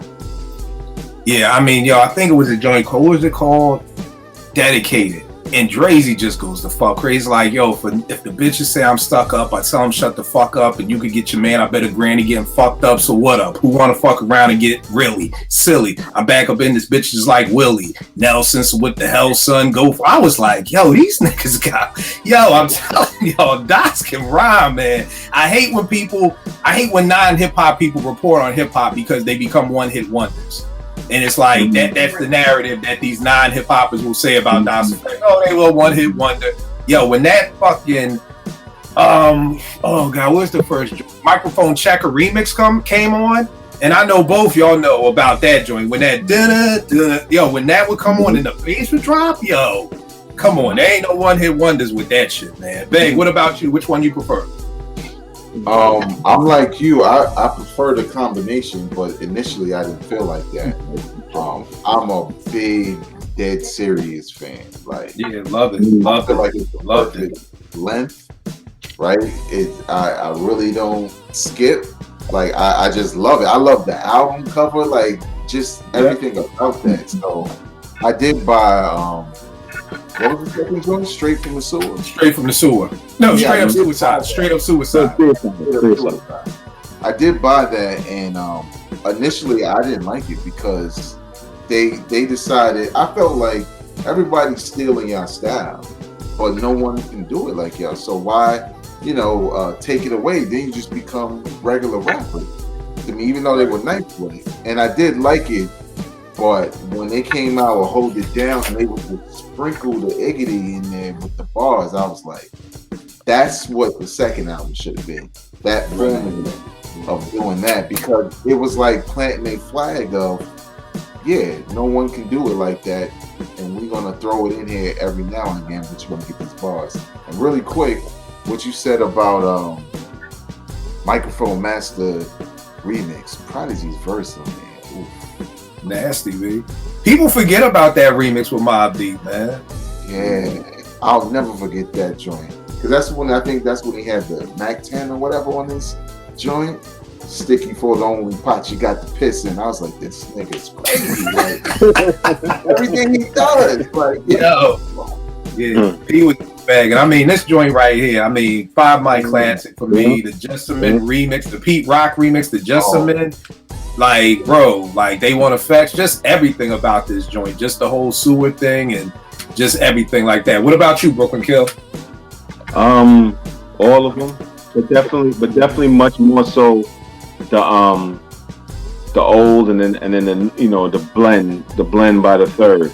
You know what I'm saying? And to Vague's point, that's like what the second should have been. That should have been that kind of growth, as opposed to kind of getting rid of it because you're getting back, heavy criticism for it. So then you get rid of it, and then now you bring it, and then now you bring it back. If you just flowed that way, it'd be fine. But I would go with we need a Sherrod on here, Kill, just for this segment, because he's a Das Effect fanatic. So he would have. The funny thing about Das with the third album. Yeah, the funny thing about Das with the third album is that I think they understood they needed better production. So they went out and got Easy Mo B, they got Primo, they got Pete Rock. I think, if I'm not mistaken, Buck may have done something on a Buck Wild, but they just got better production. You know what I mean? Because I remember coming back. Because I'm like you, Veg. I didn't like Straight Up Suicide at first, but I was hanging around a lot of fucking MCs because this is a time when everybody was ciphering on campus. And it was like the MCs I was with, like, yo, do you hear what they're fucking saying? So it was like, yo, Kill, fuck them beats. Listen to what this nigga said. I rolled 2 spliffs, so now I guess I'm double jointed. You know what I mean? Like, it was just like little stuff like that. So, but I feel you at first. Buckshot versus the BDI MC. And this is how I'm defining it. You guys can define it differently. What I mean by Buckshot is that when you hear Into the Stage, you hear, Who Got the Props, Niggas Talk Shit, the original Buck 'Em Down. He was rhyming much harder.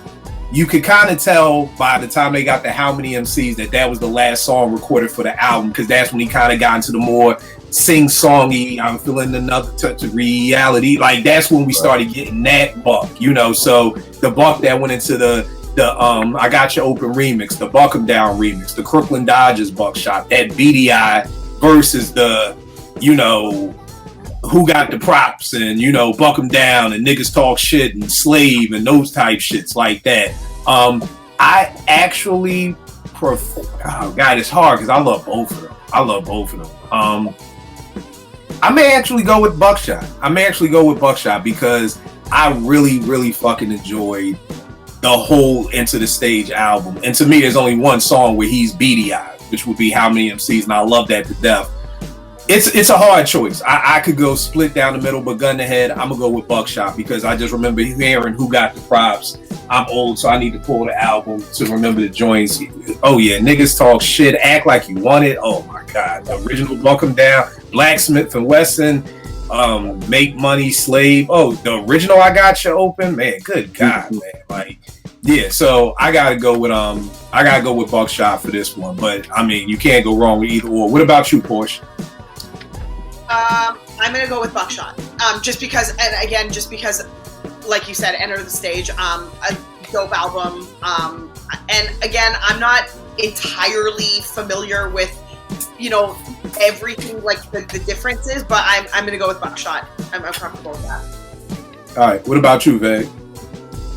I don't know, man. I'm conflicted because I felt like that other Buckshot was the same guy on the same album, because it's not like he gave us an album of the sing-songy version. after Right. that. You know, Right. like kind of did, but not really because it took a long time. So like those remixes, when he changed his style, I just kind of clumped it all together. I didn't necessarily miss his old style because I love that album. I think it's a classic. Yeah. But I just felt like this is what he was doing on the remixes. Okay. I didn't expect him to keep going like that.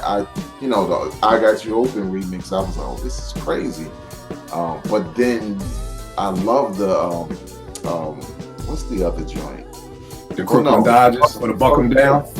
Buck 'em Down. Yeah, when I heard him on Crooklyn Dodgers, I was like, shit, I like this buckshot. You know what I'm saying? So I feel like I like that. Now I didn't like 3 turntables in the mic buckshot. That's why I kind of checked that. Yeah, I feel you. What about you, Brooklyn Killer? And here's the thing for people watching who may not know. Being at Morgan in 92 with all these Brooklyn niggas, I felt like Black Moon and I'm not saying they were the first I just never saw Brooklyn people take to a group so much as what they did to Black. Like, I felt like they represented Brooklyn for y'all just at that time because Big's not here yet, Jay's not here yet, but it just seemed like they screamed, whether it's FAP, Franklin Avenue Posse, like the Decepticons, they were Decepticons. They just seemed like they represented the whole borough of Brooklyn more than anybody else in hip hop. Is that true for you too? Do you guys feel that way? Yeah. I've been on the train with dudes like that. I've been at Franklin Ave with dudes like that. I've been shot at by dudes like that. it's I've hung with dudes like that. So yeah, it was that and it just spoke to a part of, you know what I'm saying? It spoke to a part of us. Like all them different groups and those different sounds kind of spoke to a part of us because that's what we were, that's what we were living. Like we were all living, there was little aspects of all these different groups that reflected what we were really living or people that we really knew. You know what I'm saying? Positively and negative. So it just when you went to the club and you were just in Brooklyn section, you know what I'm saying? Like when you were in Brooklyn section of the tunnel, these, all these cats there, I remember standing next to, Rock, Rock in the joint. I remember being, those things. So yeah, so then we gravitated towards, and then plus we were here, you know what I'm saying? We in Baltimore, so it's like anything of that of home, we gonna love, yeah. And then it's nice, and then it's dope. It's not like it's just some guy, you know what I'm saying? So yeah. So for me and my clique, it definitely they definitely did. There's definitely those backyard parties and 40th and I and all them types of things in the 90s and all them different neighborhoods in Brooklyn. It definitely spoke to that part of it. All right. So you got Buckshot or BDI? Which one? Definitely Buckshot. Buckshot Shorty to be more precise. Then some of Buckshot, but but definitely Buckshot. Definitely Buckshot. And then the funny story I was gonna say about my man Skid is that one time. So this would be kind of after BDI. It'd be some years ago. But he ran into him. He's talking to him, and he's like, "Yeah, I got new material coming out." And Ski turns to him. He's like, "Yeah, yo, the streets is waiting for that." And he's like, "All right, man, I appreciate that." He said, "But hold up, the streets is waiting for like that real Buckshot shit, not that shit you doing right now." He told a grown man that. No, but I can believe Ski said that too. It's not shocking. So it was the worst, funniest thing I'd ever heard in my life, yo. But that, it's brutal honesty. We assholes. It's brutal honesty. I only got one more left, and then I got like a chameleon group. I was looking through my iTunes, and I was like, yo, you know who I gotta say definitely changed? And this is gonna be bugged for some people out there. The Fat Boys. Because I feel like the original Fat Boys album, and my old head had to school me to this. He said, "Kill that original Fat Boys album. That was a Disco 3 album. That was not the Fat Boys. That was the Disco 3 with Jailhouse Rock. Originally, the Fat Boys name was the Disco 3. Curtis Blow got them signed, put the razzle dazzle on them and turn them into the Fat Boys. But it's kind of like, if this is the Apartment 5B crew, then we get signed by, I don't know, fucking Tidal picks us up. And they're like, Apartment 5B, we don't like that. We're going to call y'all this. You know what I mean? And so it's kind of like that was the Disco 3 album. But then the rest of the Fat Boy albums was shit like Wipeout with the Beach Boys and fucking The Twist with Chubby Checker. And it just never, I remember going out and buying Big and Beautiful, the next Fat Boys album, and being like, yo, what the fuck is this? Like, yo, like what Big and Beautiful? Like the Fat Boys are big and beautiful. I'm like, whoa, this is not the Human Beatbox. This is not Jailhouse Rap. Like I tell people in '84, yo, Kool Rock-Ski and Marky D were MCs. These dudes were rhyming dope for 1984. You gotta remember Curtis Blow fucking If I Ruled the World is 83. So, I mean, when you hear the Human Beatbox, the Jailhouse Rap, like Marky D and Kool Rock-Ski, rest in peace to Buff and Marky, like they were spitting. But every album after that, it was just like, yo, what? It was a bad what the fuck. Like for the J and the Mobs, it's like, yo, what the fuck? It's this, what the fuck? With the Fat Boys, it was like, what the fuck? Like it was the deflated with the fuck, so of course I'm going with the Fat Boys. I would assume everybody's going with the Fat Boys. I don't know anybody. I mean, with the Disco 3, I don't know anybody who liked the Wipeout. I'm like, who the fuck does this? Like, yo, who said, yo, let's get y'all with Chubby Checker? Like, and y'all was like, okay, like even if you fought it, at the end of the day, you still did a song with the fucking Beach Boys. Like, the Beach Boys, like dog, like I mean, I know Jazzy Jeff and Fresh Prince Out of My City did Parents Don't Understand. I think I could beat Mike Tyson. Fucking, I ain't scared of Freddy Krueger. But goddamn, y'all got the Beach Boys. Like y'all could, I mean, can it get much worse than doing a song with the Beach Boys? And then the only person I had on the art, you said yes. What's worse than the Beach Boys? Huh? West doing a song with Katy Perry is worse. My goodness. I didn't know he did a song with Katy Perry. He did do a song with Katy Perry. I will even push back and say doing a song with the Beach Boys is worse. I'd rather have Katy Perry than the Beach Boys on my album. I don't know about that. The Beach Boys, like you. I'm not. Yeah, I don't know if you can get any less. I think the only place go from Beach Boys is Elvis. Like you got an old Elvis verse out the vault and decided to put that in the mix. Like I think that's the only thing that could go worse than the Beach Boys. The only person I had on R&B because JR couldn't make it, I had John Legend because his first album, Get Lifted, to me was a 5 mic classic. I loved it. Whether you want to call it neo soul, whatever. The second album, once again, that nigga turned into a Vegas lounge singer. Like that nigga literally just went from this Get Lifted with Snoop, just all the stuff on Get Lifted, and then I put it once again, and I'm like, God damn, like nigga, why? And so that's the only person I had for that. I had Intelligent Hoodlum, Tragedy, Gaddafi. What you say, Porsche? I said John Legend has some pretty dope love songs though, for real. Like if we're being real.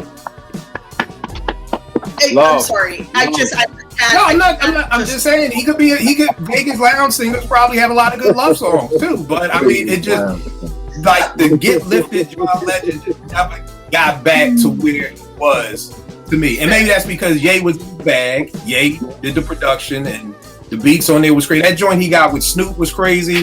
So that's it. So damn, we went through a lot of folk on here. I ain't realized so many people changed their styles. We say that?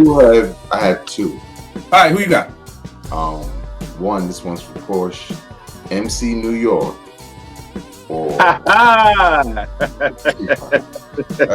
it is. I guess no, here's the real one. Biggie, right? Remember he was partying through shit. I was gonna say Big too, but Big kind of fell into that buckshot lane. So kind of like, because when I listen to Ready to Die, Give Me the Loot Big isn't the Unbelievable Big. Like you could tell Unbelievable was like one of the last songs recorded for that album because, the funk, everything else on there, you could tell like he was more just rah-rah Biggie. Whereas like by the time he got the Unbelievable, it was like the Live from Bedford Stuyvesant, the Live one, which is totally different than Give Me the Loot, I'm robbing niggas, give me the #1 mom's pendant, you know what I mean, or whatever like that. But Big. But what are you? Because he never went back Right, he never went back to the whatchamacallit. So which one would you prefer? Biggie Smalls? I prefer the I guess that would be the Notorious Big versus Biggie Smalls. Because I almost feel like some of that was like, I think they said some of that was recorded when he was still on Uptown. Like, yeah. So like that would be the Biggie Smalls, stuff. Like Give Me the Loot was probably one of the first songs recorded, and then by the time it was Notorious Big is the Unbelievable. But yeah, I love the Notorious Big style better than that. It's almost like that freestyle we always see him doing Brooklyn. You know what I mean? Like he was just like that. And I would love to see, how do you change that as an MC? Like, what happened to Big that you went from rhyming like "Give Me the Loot," which was crazy. Like when we heard "Party and Bullshit," it was like, "Yo, who the fuck is this?" So that was crazy. But then that Unbelievable style was just buckshots out the sunroof, Alexis coupe, leave no wit. Like just the way that whole style changed. I mean, Veg, you're an MC. Like, how do you think that changed, or like here's a question: why would it change? Because you was dope as shit doing it the Party and Bullshit way. Well, we know why it changed. Some people don't like the answer, but it's the same. No, but what? Put your hands where my eyes can see. Puff told him, slow it down. I was just gonna say Puffy. Okay. Yeah, he told him, yo, and he was thinking more so, like don't get all hyped on these One More Chance remix type shits. But they heard something like, damn, there's something about your voice when you don't do all of that. Same thing with Busta, because I didn't know that. I didn't know Puff told Busta, use your regular voice for this one, or put your hands where my eyes can see, because he did a old Busta version. I guess we could do Busta too, right? But he kind of goes back and forth, right? But I do prefer the Notorious B.I.G. like you said, because even though I was all in to Biggie Smalls, Party and Bullshit, Warning, that era was for East Coast rap was ended. You know what I'm saying? And you saw it with Nas, you saw it when Mobb did it, when Jay eventually did it. So Big had to fall in line with what everybody else was doing. But I love it all. That's crazy. I never knew Puff told him to do that, because when you look at the original One More Chance off of Ready to Die, it's the polar opposite of the remix. Right. You know what I mean? The polar opposite of the remix. You know what I mean? But again, that Biggie Smalls was crazy. I remember hearing that in a mixtape store in Philly, being like, yo, this nigga's fucking crazy. Like everything I would hear from Big was just stupid. You know what I mean? So, but yeah, Porsche, what about you? Biggie Smalls and the Notorious Big. I can't call it. Biggie to me is, despite what Vegas said, and I don't think Vegas is wrong in saying that, that East Coast sound was kind of coming to a close, but to me, Big is the jack of all trades. He could do it all, and he sounds dope doing it all. So there isn't one I prefer. I prefer all of everything Big did. We don't even have enough like from Big to even, do you know what I mean? Like I just feel like with the limited amount of stuff we have from Big to kind of keep our conversations going, I can't then divide it up again and say that. So for me, I just think I think he did it all really well, and I love that his albums had a little bit of everything on them. And I think that's what, we talk about this kind of off of Apartment 5B, on Apartment 5B. That's kind of what Jay-Z's blueprint was for Volume 1, right? With the well, he was definitely trying to follow that Big formula of making a song for the street, making a song for the radio. Well, and Big had a very big scope of, like, he covered all the fan base. He covered the dudes, he covered the girls, he covered everybody. And for me, like, again, like I said, I can't call it. I love them both. Notorious B.I.G, Biggie Smalls, Big, whatever friggin' moniker of Big you want to come at me with, I love it all. So yeah. Yeah, and again, for me, it's the Notorious, but for people watching Biggie Smalls, go out there and listen to Dreams of Fucking R&B Bitch. Like, see, that's when people gotta get into that mixtape shit. You know what I mean? Because it was like, I was in a barbershop one day and this nigga was like, yo, I'm the biggest Jay-Z fan. I played that nigga in my lifetime. I was like, you never heard this? He was like, nah. I'm like, nigga, what the fuck? Like, how are you the biggest Jay-Z fan? Like, because Jay is at that level where, like, my homegirl would say about Prince. You could say I'm the biggest Prince fan and never listen to a Prince album. You could say I'm the biggest Jay-Z fan and never listen to an album. You just heard all the singles all these years. Brooklyn Kill, what about you? Biggie Smalls or the Notorious Big? If I gotta choose one, I'm gonna say Notorious. I'm gonna say Notorious because, believe it or not, on Ready to Die, if I listen to Ready to Die, I do a good amount of skipping, and the stuff I'm skipping is stuff that kind of has that Biggie Small sauce to it, more so than the Notorious sauce to it. You know what I'm saying? Like, I guess if I look at that, I guess Biggie Smalls would be like that freestyle that he has when it's him and Pac, but they're sitting at the table. That's Biggie Smalls. And he says a bunch of stuff about killing you. I kill you. I do this. I eat you. I destroy you. Peace and love at the end. Like that verse. Like I hate that verse. I hate that. He said peace and love at the end after I killed everybody. Everybody's dead. I can't get with that. It's just too much. But then, as he started making more records, and play his anthem. That's just what. Because the way he could make me love stuff that I wouldn't necessarily love, but it's just the way that he did it. And I know a lot of, and then I know a lot of that too is credit to Puff and his vision. But it's still, the more I learned about Big and the more I learned about, the things like when I watched that documentary and the one dude that was like a jazz musician or something in his neighborhood, and he would go to his crib and the dude taught him how to actually make his voice an instrument. And then like it's those things that you didn't know because you didn't know all those, those technical aspects of it. But now you understand why, damn, everything this nigga say, I'm like fucking with it. Like, yeah. So if I had to, I don't actively dislike Biggie Smalls, but I like if I had to pick one, it's gonna be Notorious. All right, and, no. One. What you gonna say? No, go ahead. No, go ahead. I was just gonna add one thing really quick, cause like that Mr. C mixtape, that's the Biggie, like that was out before Ready to Die. That's all we played, man. Especially in Brooklyn, that's all we played. That was an album to us. Bunch of Dreams was on there, a bunch of stuff was on there, and I love that version of Biggie. I didn't even want to call him Notorious B.I.G. I'm like, that's Biggie. You know what I mean?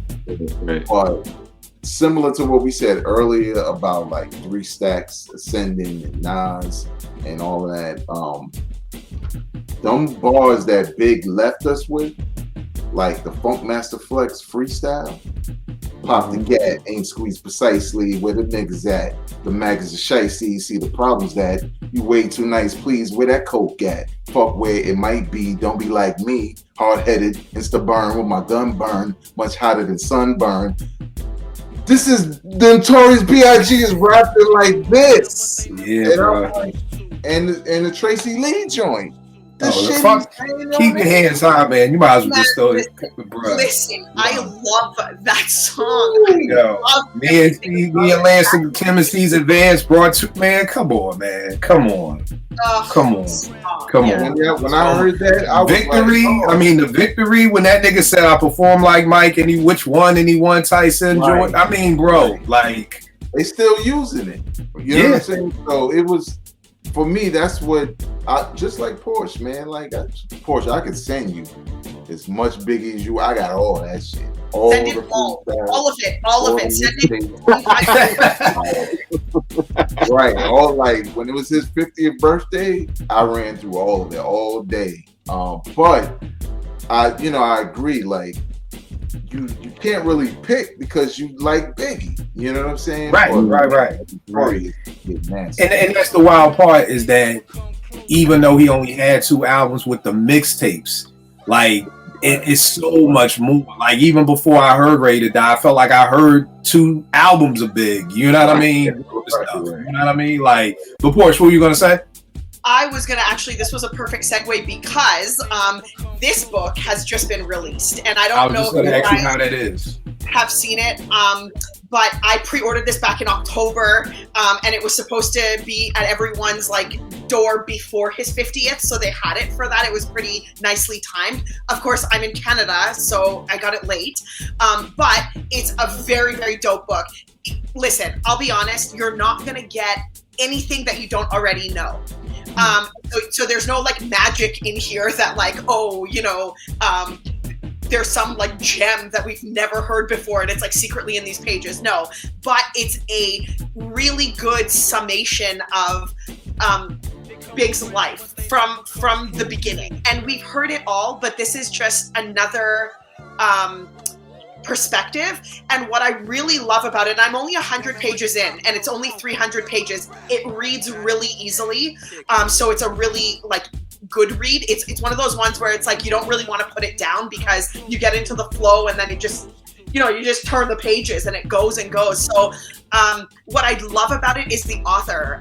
It's Justin Tinsley, and he is writing from a very good perspective. And I don't want to give away too much, but I think that with all of the books out there and the authors that have written them, this one I think is a little bit of a gem because of who the author is and what he can speak to in terms of the climate of the United States throughout the years, if that makes sense. So how that affected Black communities, how that affected Brooklyn, things like that. And that's something, okay, fine, I'll be honest, it's something white authors can't really speak to.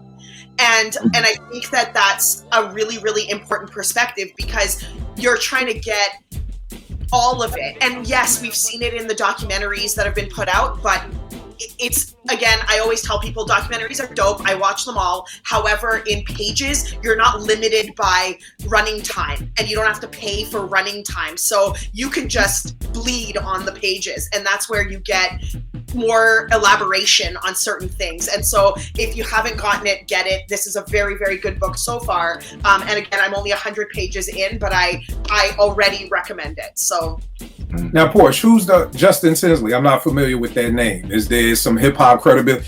And for people watching, Porsche is like the Department 5B lawyer. Like, if you ever want to know about a new Twitter, there's a new Twitter update, ask Porsche. She will read the whole goddamn iPhone. She'll send me a breakdown. Like, I'm not too sure about this new Twitter shit they're saying. I called Twitter and I'm waiting to hear back. Like, yeah, so she will investigate. She will investigate a book. Who is this author? Because you know me, I'm really big on, are you a hip hop head? Are you just a black writer? Like, who is Justin Tinsley? As far as I know, he's not really a hip hop head, so to speak, but he is, like, he does quote Valletta. I know eventually in the book he does talk to CJ and Tiana about their experiences and you know what their thoughts are and stuff. Like later on in the book, I kind of flipped through to see who's quoted throughout. Right. But what I do like is that he is a Black author and he can speak to certain things that other authors may not be able to speak to, and he does hip hop justice in this so far. So I would say he's a Biggie fan, more so than like maybe a hip hop head, so to speak. Right. But let me tell you, if Michael Eric Dyson is writing books about Illmatic and Tupac and all of these things, and he's like an academic and wants to be a hip hop head, then I'm going to give Justin Tinsley all the chances in the world to be a hip hop head too. So, oh yeah, you already know me and Eric Dyson fight all the time on Twitter. Yeah. So we literally have. I've like challenged him to a debate at my teen center. I'm like, bro, this is when he was working at Georgetown. I was like, because he was like, yo, Nas like my book. I'm like, nigga, if I write a book about a giraffe, the giraffe is going to like the fucking book. Of course Nas like the book. He's fucking about Nas. Like, whatever. The last group I had is out of Philly. They are the hip hop chameleons more than no other, and that's the Youngsters.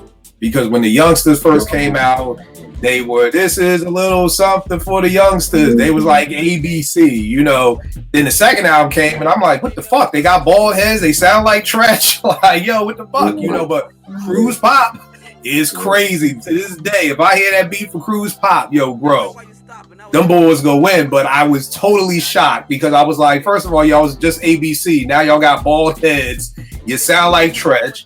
Then in a minute they became the Illy Philly Funksters. I'm like, now they got dark fades again. Now they from Philly again, and I'm confused. Like, nigga, you the youngsters? Are you from Jersey? Are you from Philly? I don't know where the fuck you from. So that was the last group. I really don't have I guess the preference will be the Aftermath. So I guess that's the second coming of the youngsters. I don't know, but I would assume we all like the Aftermath. That album was great. Yeah, the album, to me, I've always tell people that's like the original Illmatic lineup, because it was like, oh, Illmatic's the first album to get all the greatest producers. I'm like, well, truth be told, the Aftermath had Marley Marl, Premier, Pete Rock, Large Professor, NKG, which were all the 5 dopest producers at that time. You know what I mean? So truth be told, it wasn't Illmatic, it was the Aftermath. So that's all I got. Vay, give them everything, good brother. Where can they get at you? Podcast, everything you're doing. Okay. You can follow me on Twitter, Instagram, and TikTok at Vegas World INC. And you can check out the second season to a podcast I have with the homie Yints. It's called Hip Hop Twitter. It's about crazy shit people tweet that I don't read, and this nigga brings it to me, and I'm like, who the fuck said that? And it's my honest reaction to some of these hip hop things, and some of them are so ridiculous. It's like, but everything you hear is me hearing it for the very first time. No bullshit. And it's clean. You can play it around your kids. I bleep out all the cusses. So, all right, no doubt. And for people out there who heard the whole Ill Will was Vegas's cousin last year, we dropped the EP called Willmatic, produced by yours truly. Vegas spitting on it. Stories of growing up with Ill Will, Queensbridge, Nas, all of that stuff. You always hear the name Ill Will. Ill Will's name is synonymous with Nas to me. You know what I mean? Like, if you listen to hip hop and you say Ill Will, to me, if I say Ill Will and you don't know who I'm talking about, then I don't believe you love hip hop as much as I do. It's literally that simple. If I say Ill Will, you should automatically know, oh, that's Nas's man. Well, this is the first time that you can hear about Nas's man, who is Vegas's first cousin. Very dope EP. That's at VegasWorldInc.bandcamp, right? Yeah, bandcamp.com. Yep. Bandcamp.com. It's on all the streaming services, so check that out. Brooklyn Kill, where can they get at you, bro? I know you're on Instagram. You have so much comedy on IG. It's stupid. Where can they follow you at, man? So it's Kilkenny718. That's KILKENNY 718 on Instagram, on IG. That's the best place to follow me. You know, Facebook is too, unless I'm in some private group talking stupid. It's Facebook is too, you know, that's for the family oriented stuff, and that's for the once in a while political stuff. IG is where we have fun at, and yeah. So that's pretty much the place. Just, you know, that's it. All right, Porsche, where can I get at you, miss? On Twitter at Cherchez La Porsche, and Twitter Spaces on Tuesdays at 6:15 Pacific Standard Time, 9:15 Eastern Standard Time, and we've had some very, very dope conversations the last few weeks, and yeah, it's been dope. The last Spaces was about. Last one was crazy. It was crazy. The first time it was 6:50 and there's already 54 people in the room. I was like, why don't you guys do this when we're talking about like health and wellness? Like, why are you guys like this? Now, you know why? Because me and you was beefing for 48 hours. So it was like, niggas was like, oh, we bringing our popcorn for this one. Like, this kill versus kill. And I gotta shout out all of my entire TL. Everyone is hilarious. They took it really well. Everyone just, you know, it was all in good fun. They let the jokes fly. People were bringing Hennessy to the lobby and, you know, just bags of popcorn. It was hilarious. I loved every minute of it. So yeah, very dope. Yeah, no doubt. And you already know what it is with me, Kill 889 Twitter, IG. Me and my man, Vern, West Coast Vern V. I hate when people change their name. What up, Vern? What up, Vern? That's what he's going by now. Like, we're talking about people with different names. I'm like, what up, Vern? Me and him are dropping an album called Idle Minds. Vegas is, I think, the only person who's on it. I think right now you're the only MC who's on it with an incredible verse. So that's going to be dropping Juneteenth this year. We had the promo video for this joint called Adrift, but we used the scene from Snowfall where a little girl gets murdered, and we just felt like with everything that just happened in Texas that it was just a bad taste. So we pulled that video. We're going to be working on something else to try to promote the song. So look out for that. Again, Brooklyn Kill, sorry about the passing of your grandmother, but I'm sure she is smiling, looking at you, talk your hip hop shit. You know what I mean? A big RIP to all the people who lost their lives out there in Texas, the kids, those teachers. Peace to all the people who lost their lives in Buffalo, New York. It's just crazy out here. So, just want to end it on that. I will check y'all next week, good peoples.